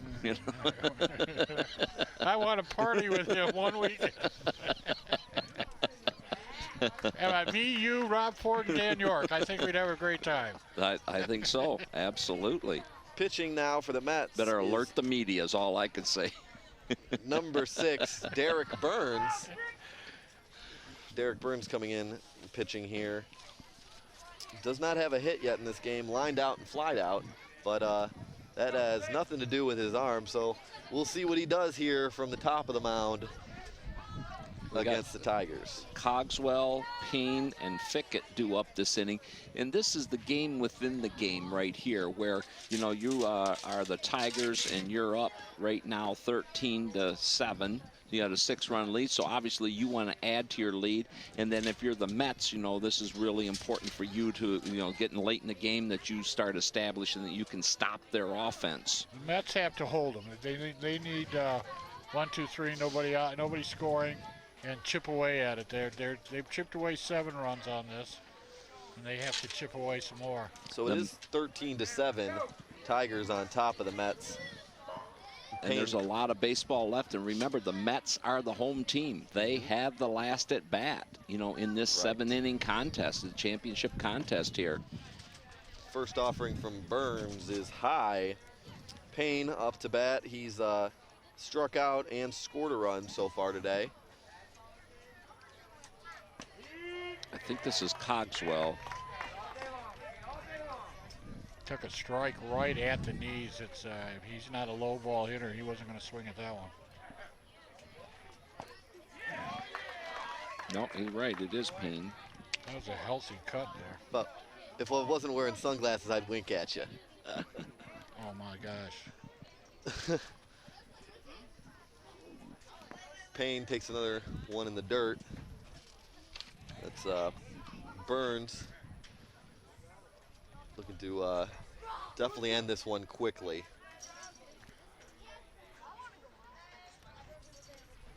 Pitches from the stretch. That one's a little high. Noticed a lot of the pitchers today out of the stretch instead of the full windup today. And I mean, we've had a couple out of the full windup, but Burns is out of the stretch. That one right down Broad Street. It looks like he changed up on it too. You know, a really nice soft pitch right there. And John Payne was looking for a fastball, and he got just took about a couple miles an hour off of that one and caught him leaning. So that's a punch out for Burns against his first batter. Up now is Fickett, and he swings at the first offering, unable to connect. Fickett's been on base twice. Yeah, made it to third and then made it all the way around in that big inning for he had the play that was the third out of the inning. He struck out swinging, and the catcher missed the ball. And instead of throwing him out at first, the catcher was frozen because the runner was dancing from home. So there's a strikeout real quickly as Fickett is off the base paths for the first time tonight. Lavier up to bat. If you're from Montreal, that is. That one's a little high on this young man, number 8. By the way, you can steal any of our material anytime. We don't care. Okay. Because we stole it all. Yeah, I decided that I like doing my own call for strikeouts. That's the one thing I decided. All right. We won't give you a good one then. Okay. That one's in the dirt from Burns. 2 balls, 1 strike on Lavier. Struck out in his first at bat.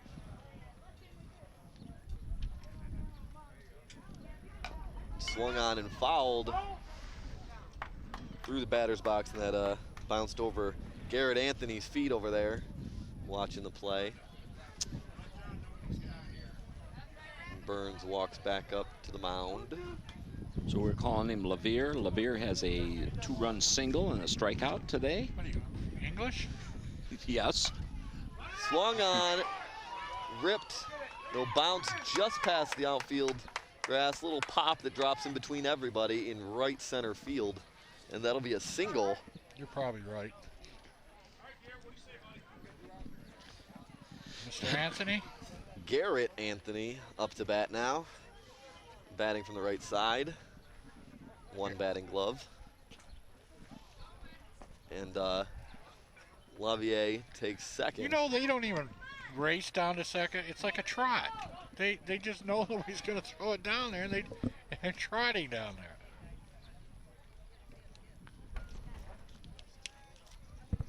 The pitch from Burns in the dirt. Well, it's important now to see what happens if there's a break to third. Would you recommend throwing it with 2 outs? You know, and you're trailing right now in a potential overthrow situation. So I would say just keep the ball and let him have third. I just keep moving. Well, Burns bluffs to second, tried to hold the runner on. Anthony stays in that box, and that's a strike from this young man. 2 outs. Froze him with a late breaking curveball right there. 13-7 still here in the top of the 5th. Started one at his knees, and then it broke in from there. Just caught the back part of the plate. That one swung on and missed. Chase that one. I think it was outside low. See, a pitch like that, you've been better off to hold back. He was aggressive with his swing and actually had a chopping motion to it as opposed to just kind of laying back and getting the ball and maybe going the opposite way with it. Lavier takes third on that wild pitch / pass ball. You know, whichever. If I'm wrong on that pronunciation, their parents are going to come and yell at you. Oh, that's fine. Okay. I can handle it. I apologize if I am pronouncing it wrong. I should have asked that young man. You walked. That's a walk. So you got 2 on, 2 outs, top of the 5th. 13-7. Eddie Elke. Elke, and he has had a terrific day. He struck out in the first inning, but then he walked and singled, and he scored both times. Real aggressive hitter up there, leadoff batter, prototypical leadoff man. Very quick. And the first offering is a strike from Burns. Swung on and ripped over the bag. Fair ball. And that'll be a single. Anthony makes it all the way to third. Lavier slid into home. Oh, really? You know Elke's a ball player. How can you tell Eddie Elke's a ball player there, Phil? Just take a good look at him. How do you tell? Well, those batting gloves. No, Not the batting gloves. Look at his socks. You can see the socks. He's not over there Prince Fieldering it there with his pants 14 inches longer than his legs. That's a ball player. Show them socks. Burns offering to Evan Taylor, and Elke takes second. So runners second and third here. Evan Taylor's had a nice day at the plate, popped out, safe on an error, doubled, and scored 2 runs today. And so it's 14-7 now.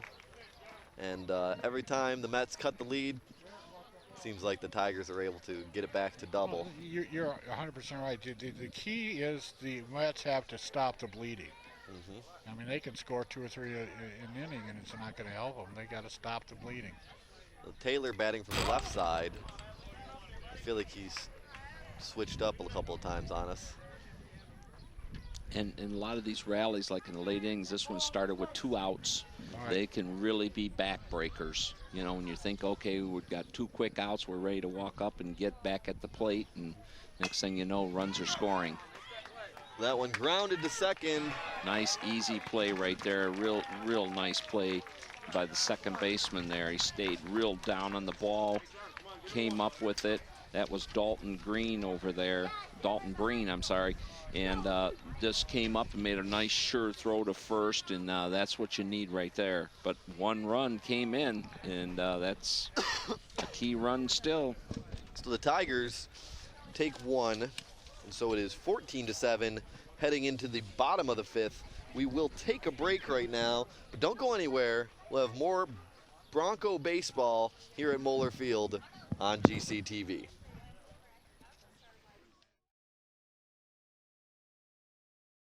KFC in Garden City is a sponsor of Omnidition Sports and GCTV, and one of the providers of food services for the crew and volunteers for tonight's game. Garden City's KFC is located on Ford and Harrison and is owned by Garden City residents Dan and Paul Bogowski, featuring all of the Colonel's great menu items, including original recipe, extra crispy, and grilled chicken, crispy strips, sandwiches, chicken pot pie, those famous sides, and more.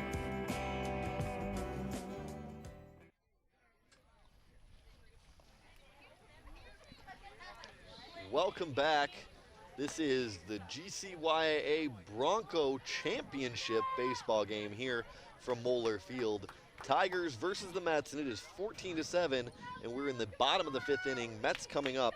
The next 3 batters will be... I'm lost now on my sheet. Well, I can tell you one thing without looking at my sheet. The next 3 batters will be Mets. Yes, they will be Mets. Does that help you? That helps. We'll define a... We'll do anything to help you through this, Lucas Stoddard lead off. Okay. Evan Dykes, and then Max O'Connell. And this bottom part of the order has done some damage. There's been a walk and stolen base by Stoddard, and then Max O'Connell singled and scored a run. So 3 guys at the bottom part of the order to get things going for these Mets. They need instant runs. And they need runners right now, and Evan, take it away. Oh, yeah, they need runners. They need as much as they can. The pitch is a strike. We're going to get shot before from Wellbaum.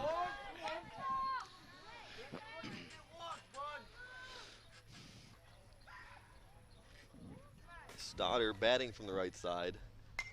Fouls that one back up to the screen. And he's not happy with himself. Tell Jason to get back up on the dugout. That wasn't even close. Now, Wellbaum, you know, his entering his 3rd inning of work, you know, is going to be real important for him once again to settle down. They've got a nice lead. And right there you go. Get that first out like that, and that gets everybody into the game. All right, Stoddard's out. Lines that one back to the pitcher, and very nice play by Wellbaum to be able to hang on to that one. That one was maybe not scalded, but hit well enough to be tricky. Up next now we have Ethan Dekes, number 4 for the Mets. He takes the first pitch for a strike.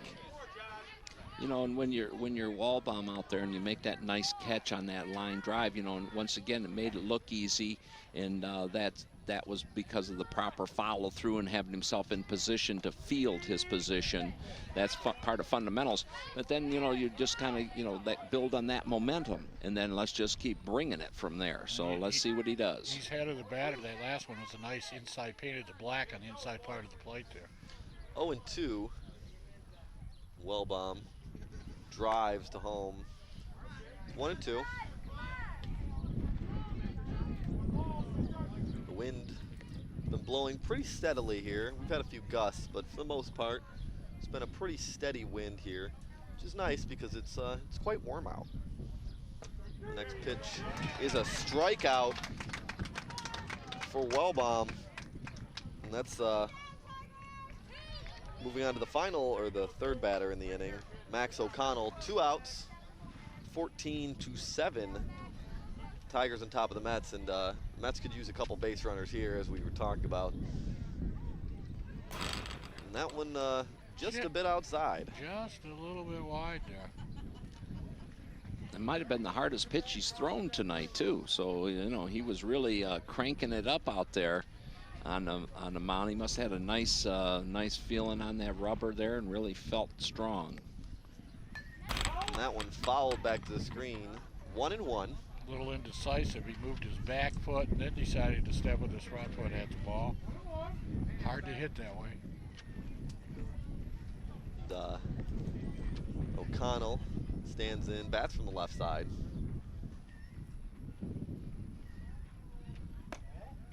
And that's 2-1 now on O'Connell. Wellbaum pitching from the stretch. Gets the sign.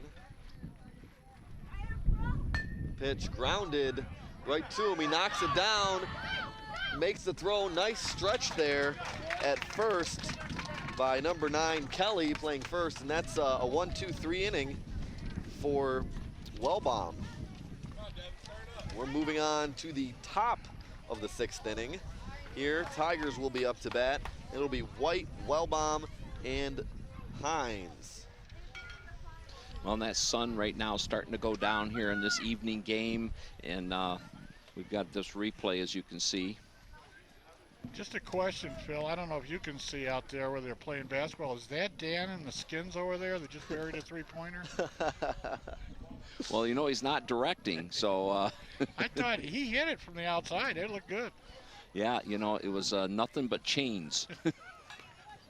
Oh, jeez. But the sun is starting to get to the point now where anything hit, you know, on the right side of the infield and to the outfield is really going to be difficult for the second baseman, right fielder. Evan, you're not planning on using this tape as part of your resume tape, were you? I was hoping to use some of it, maybe.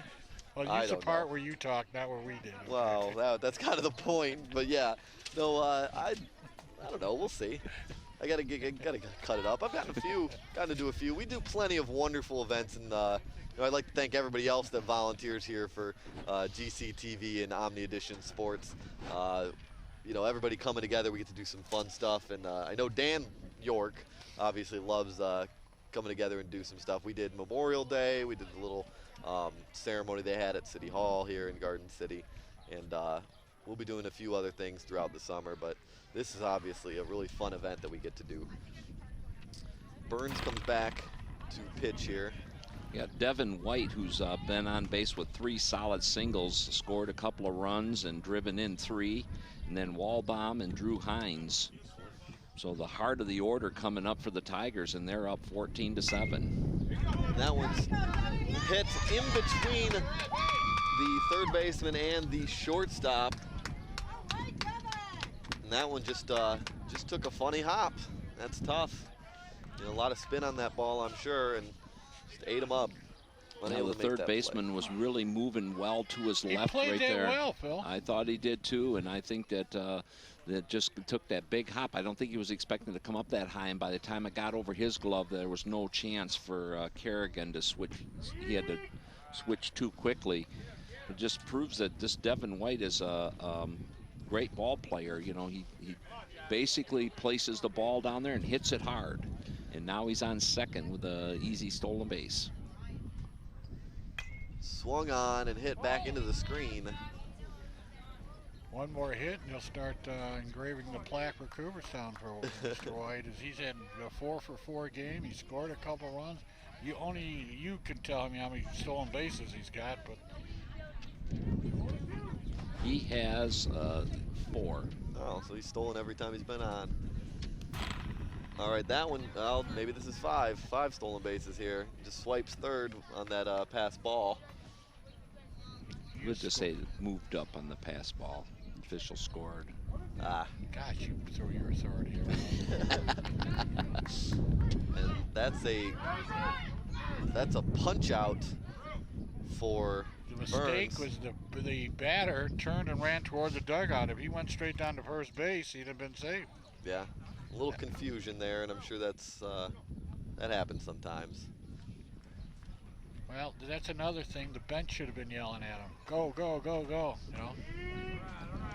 Burns throws a strike there. Not as much communications. There used to be chanting in between every play. Remember, Phil?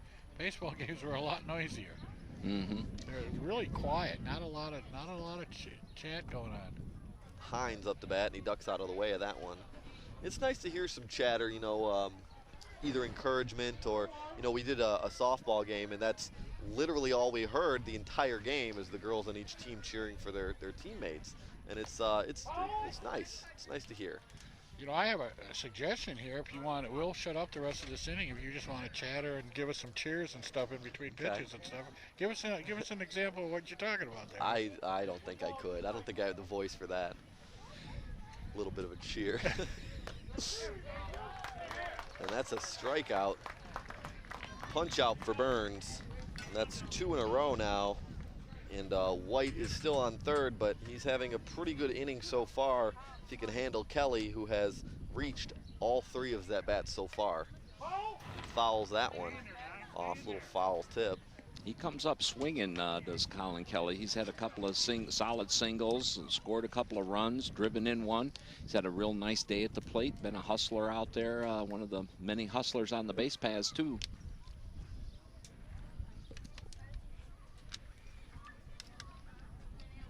Burns looks in, gets the sign, fires, and that one's grounded straight to short. And that's an out.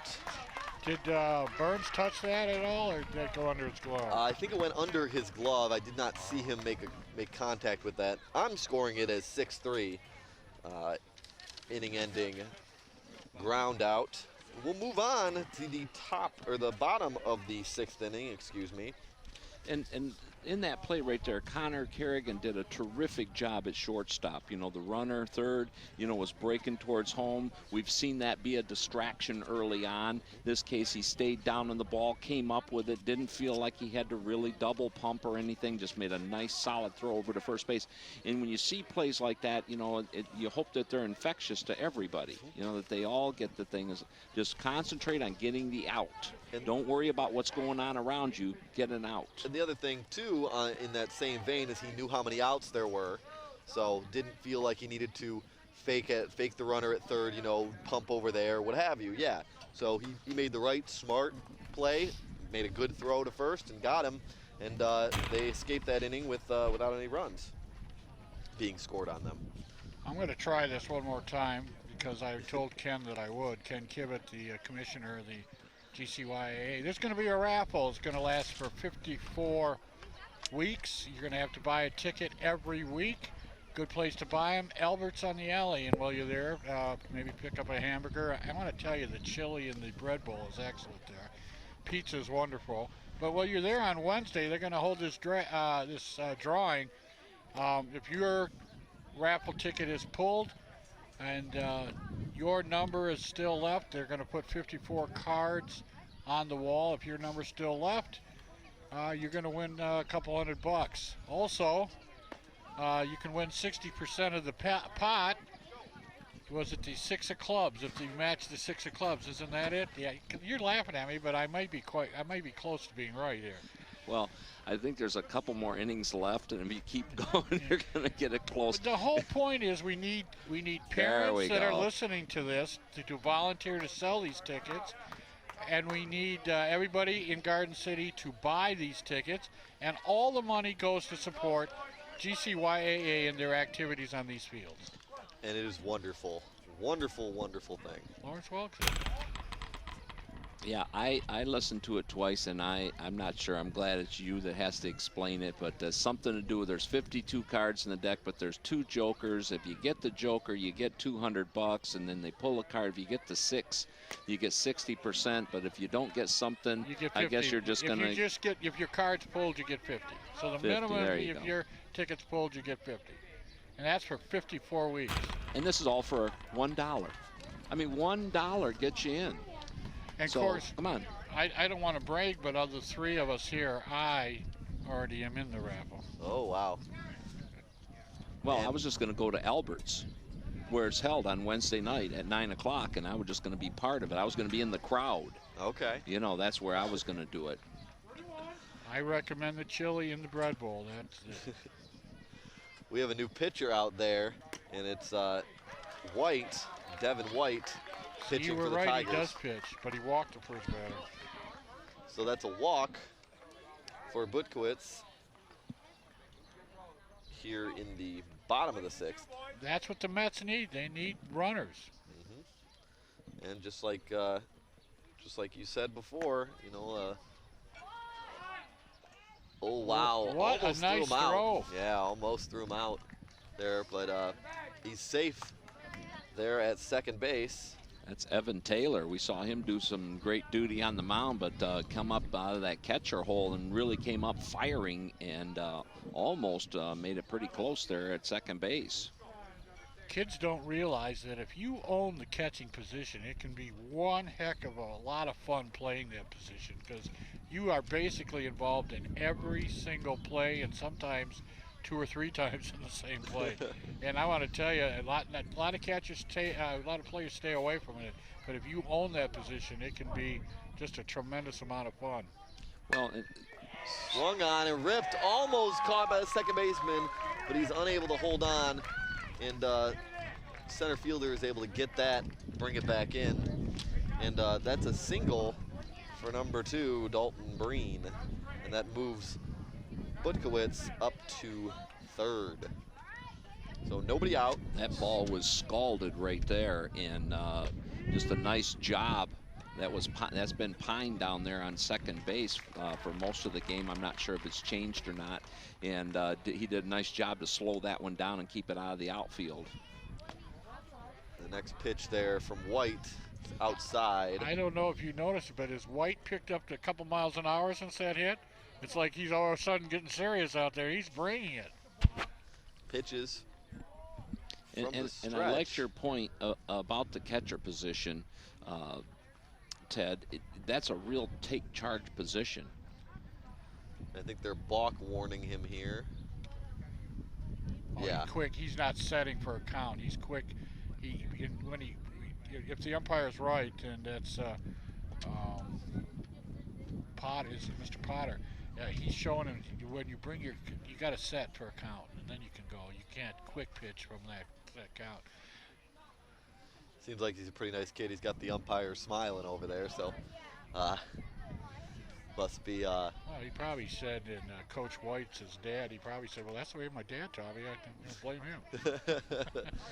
Yeah, it's always nice to be about that age. You can blame everything on your parents, right? I still do. Okay. Dalton Breen at the plate. What did he laugh on that? He's laughing, calling the balls. I don't know. So 2 on, nobody out here. Ooh, and that one came up. Third base coach there tried to do a little soccer move, knock it off his cleats up to his hands, hit him right in the chin. So rule number 1 when you're first base, Kate, don't show off. Just stop, pick the ball up. Especially on TV. Well, I was going to say, you know, for the Tigers, Omar Vizquel, he can show off. He can do that. He can do that if he wants. You know? He had hands. Oh, he still has them. I mean, I've seen a couple picks he's made over there at first base for the Tigers. And that's Strike three as Misker struck out. Needless to say, Misker did not agree with that call. That was some smoke, though. He brought it. Devin White was really bringing that one in, and now he's got a big bat right here in Connor Kerrigan. Connor with a couple of doubles on the night. Misker had doubled his last time up, so that was a big out right there for Devin White with runners at second and third, and now only one out. Kerrigan's able to hit a double. That'll be 2 runs more for the Mets. You know these two guys know each other, and they know they're good players, so this is a great at-bat for an opportunity, and he struck him out. That was mano on mano right there. Punch out for White. Absolutely. That brings up Derek Burns right there, but now, the umpires seem to have been the ones that settled down Devin White. Little how not to balk 101, and next thing you know, the young man's throwing some heat.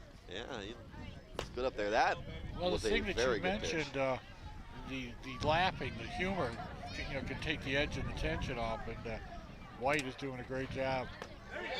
Swung on. There he goes. So after that little talk by the umpires, Devin White settled right down, and that might have been the big ending of this game, as now 6 are in the books. And it's 14-7, as the middle innings was where all the action as far as base running, base hits, and both teams going at each other, and now is settled into somewhat of a pitcher's duel. Oh, yes, and White, after he had that balk, 3 strikeouts in a row on not that many pitches, something like 11 or 12 pitches, not many balls, able to get those outs. Might have been 10. Needed. Remember, the first pitch was a ball that the umpire kind of chuckled as it came in, and then he threw 9 strikes. 9 strikes. That's impressive too. So we're moving on to the top of the 7th. This is Tigers up to bat here. So Mets obviously need to stop the bleeding, no runs here, and then come back in the bottom of the 7th and really get to work hitting the ball.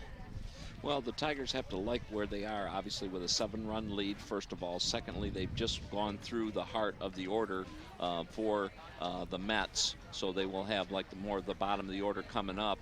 And I'm sure they would like to add some more to it here so that they could go on and celebrate this Bronco Division Championship.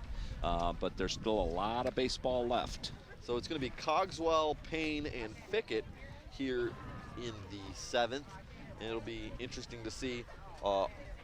Cogswell hasn't been on base yet. Payne's been on it once. Fickett's gotten a couple of hits. So you got a couple of guys that can hit the ball here. It'll be interesting to see how this works out. Bottom 3rd of the order. Probably bottom 4th of the order, because we're 12 players. 11. That I can't help you with. We're going to have to get Furby to figure out that percentage. Bottom 11th, 16th of the order. So. Well, he's the only one in school yet, still. Yeah, he's the only one in school. Doesn't seem like he's in school though. He's always I get texts during the day every once in a while from him. Well, he'll be pestering me about something. Was he the guy over at the high school that took a photo of his test, texted it to somebody at home, they gave him his answers, and they sent it back to him? He didn't text that to me. Oh, That's okay. all I know. That's all I know. He might have done that to somebody else. I didn't want to, cause a problem. Right. I did want to stir it up a little. I got higher standards than that. I'm not gonna. Well, I thought you wanted to help Furby. I thought you liked him. I like the kid, and I want to help him learn the material himself, so then he can take the test. Look at this. What? We're talking about Furby's math homework. Jeez, oh Pete. I heard that someone sent him he sent the question of how many outs in an inning. Well, lucky Furby's got 3 toes. Yeah, I think that's the only way he can count to 20 if he's got his shoes off. Except the answer's 6. Well, most people think he has 5, but 2 of them are webbed. So. What? Okay. Burns back to pitch. Oh, we're talking about web toes here. Oh, Cogswell. It's called filling. Cogswell has been safe on a fielder's choice, struck out and grounded out, and he's up there to swing right now. Put the ball in play. And that one's outside for Burns. Burns has just got to throw strikes. He doesn't want to put anybody on. And even if he just has to aim it to the glove, just throw it to the glove. That one is fouled off the breastplate, looked like, of the catcher. Burns takes a slow walk back to the No, there's the downside of catching. You might get hit with the ball or a bat. But other than that, it's a ton of fun. Swung on and missed. Punch out for Burns. And he gets Cogswell on as the first batter. And that's big, getting the first batter in the inning. That's real big. Up now, Payne, number 10 for the Tigers. That one's a little high. Struck out twice, swinging, and has had a base hit, driven in a run, and scored a run. 1 for 3. I think he'll take that 333 average so far. Burns swung on, ripped down the left field line, and foul. Yeah, every time they get hits with these aluminum bats, they always sound bigger than they are. And I think a guy from the corner of Moeller and Bridge is chasing that one down. That's nice of him. Well, it's close to his house. Yeah, once he grabs it and takes off running, it's like they're just going to give it to him. Souvenir baseball. Courtesy of the GCYAA. You know, I got a T-shirt from the 1995 opening day at GCYAA. And that's a single, could be more. He'll round first and make it for Payne. It's a single, and that puts him on. So 1 on, 1 out here, the top of the 7th, 14-7. Tigers on top of the Mets here in interleague play. Fickett at the plate here. Had a couple of runs driven in on an error, and he struck out twice. And this one fouled back to the screen. That's 0-1 on Fickett.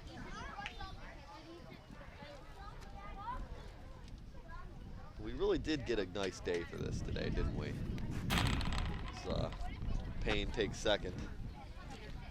You are right. I was just fascinated by the good-looking bat girl that the Tigers have coming out of the dugout. Burns delivers. Stood there and took that one. Fickett strikes down out. the center, and that is out number 2 here in the top of the 7th inning. This could be the last inning of baseball. Yeah, that one was right down Ford Road. Up now is Lavier. See, he's learning. He's localizing the call now. You see that? Yeah, you like that? You come a long way during this broadcast. Oh, jeez. Cameron Lavier struck out, singled, drove in 2, got another base hit and scored a run. So he's been pretty active tonight. He's got a nice active bat. Nice swing. He Right really has there. a smooth swing. Nice smooth swing.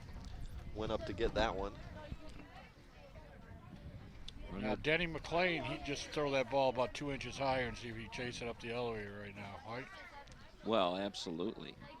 Now, I know that reference. I know who Denny McLean is. Oh, you been in jail too?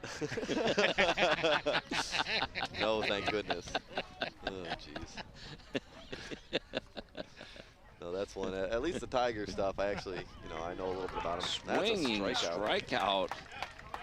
And this is going to bring up the final at bat, possibly for the Mets right now. I'm sure we're going to see Devin White going on to the mound, and the 14-7 lead. This game has really settled down after a wild and woolly center part of it, if you will. Yeah. And coming up this inning is going to be Caden Repas and Jake Hanley and Darian Brewer. So that's going to be the 6th, 7th, and 8th hitters for the Mets, and they need to get something started. And really, it doesn't matter, but runners are what they're going to need. So you don't want to see them, if they start getting some runners on, you don't want them to see them being too aggressive or anything like that. They just need to be calm. Interesting thing happening right to our left here. Coach Dave White, he, besides giving the assignments, he wants to remind his team that, you know what, we're up, we haven't won this game yet. And he doesn't want them to go out there thinking that they own the trophy yet, because, you know, they scored 10, the other team can score 7.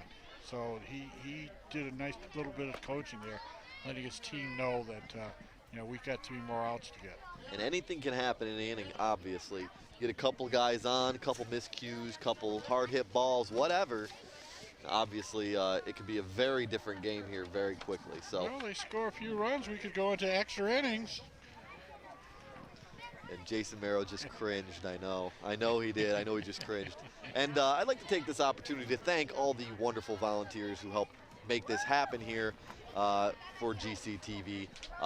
Spencer Fraunfelter, Chris Pop out there in center field. We got Nate York as well as Jason Merrow, plus Christian Gibbons in the booth, or in the truck, along with Zach King, also known as Furby, and of course Dan York, who puts it all together. And yeah, but Dan's out there playing basketball there. Yeah, well, I mean, he trusts us. I think he trusts us, so he goes and does his own thing, I suppose. He has. He's been out of state with this crew. Let the other crew do a football game, and he wasn't even in the state. Well, he's trusted me a few times to take cameras and just give me license to do my own thing, which is nice. He's the straw that stirs the drink in Garden City. And there's a Dan big out. York. That's a punch out for White, able to get Repas. That's 4 straight strikeouts, 3 of them swinging by Devin White as he is trying to nail this one down for the Tigers. Unofficially, I have that as the 11th strikeout for the Tigers. Tigers have had a good day pitching. And right at the eyes of Jake Hanley, he has struck out and walked today. The walk ended up scoring a run. White not pitching from the stretch, which is one thing that we noticed earlier. A lot of the guys were. He's pitching from the full windup here in the top of the bottom of the 7th.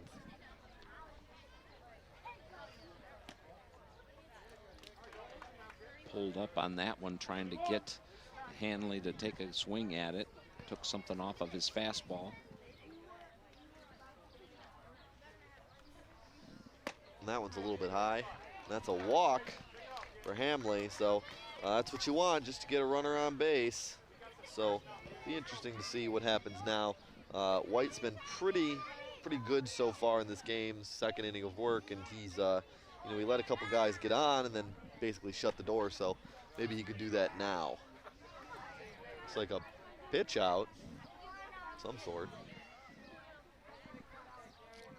Well, you get one of these aggressive catchers, and they might call that just to see if they can throw somebody out. Yeah. Look at, he likes it. And a little miscommunication looked like between the shortstop and the second baseman, who should have been covering. A good throw by Elke, or no, Taylor's catching, excuse me, Taylor. Obviously he's a pitcher, so he's got a good arm. White still looking to get another couple outs here. Brewer up to bat, swings on that pitch. They fire him to third, and he's safe. Slid under the tag. Third baseman didn't bring the tag down, he just swung even. If he brings it down, he's got him. He swung even, so he slid under the tag. Yeah, terrific throw by Evan Taylor right there. He really threw one right where he wanted it. And what a nice slide. White Jake Hanley delivers another one. That one's outside. I think Mr. Potter was thought about that one. Full count now on Brewer. 1 on, 1 out here. Swung on and missed. Punch out for White.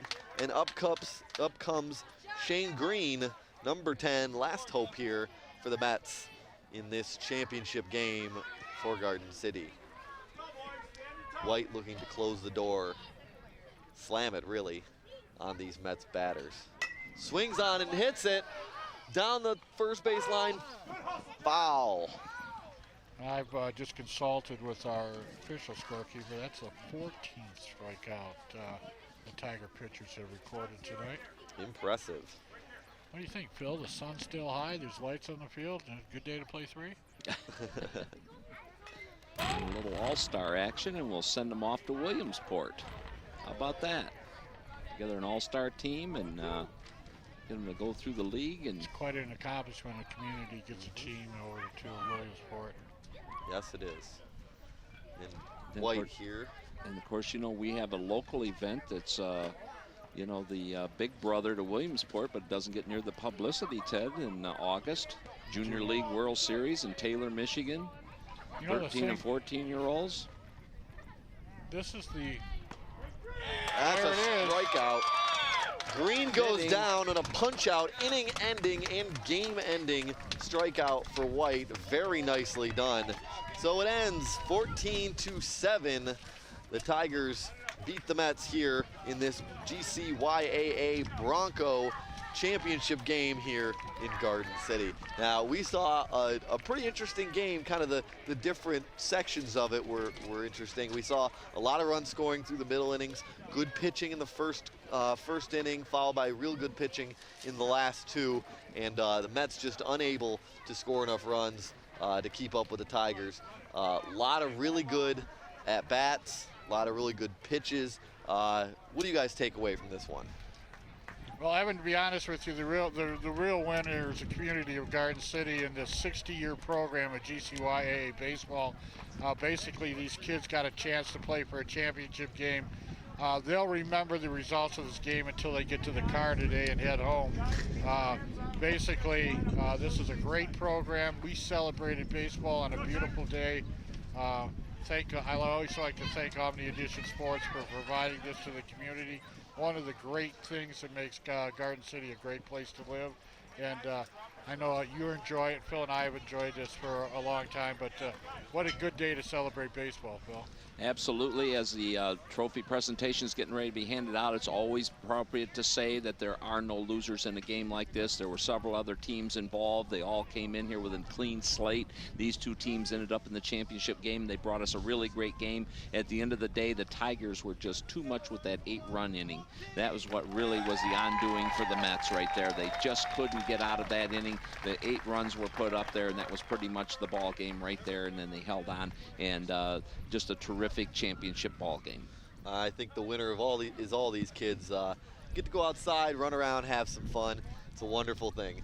So for Phil Henry and Ted Fournier, I'm Evan Chapman. This is a presentation of Omni Edition Sports. This one ends 14 for the Tigers, 7 for the Mets. Thank you all and have a good night.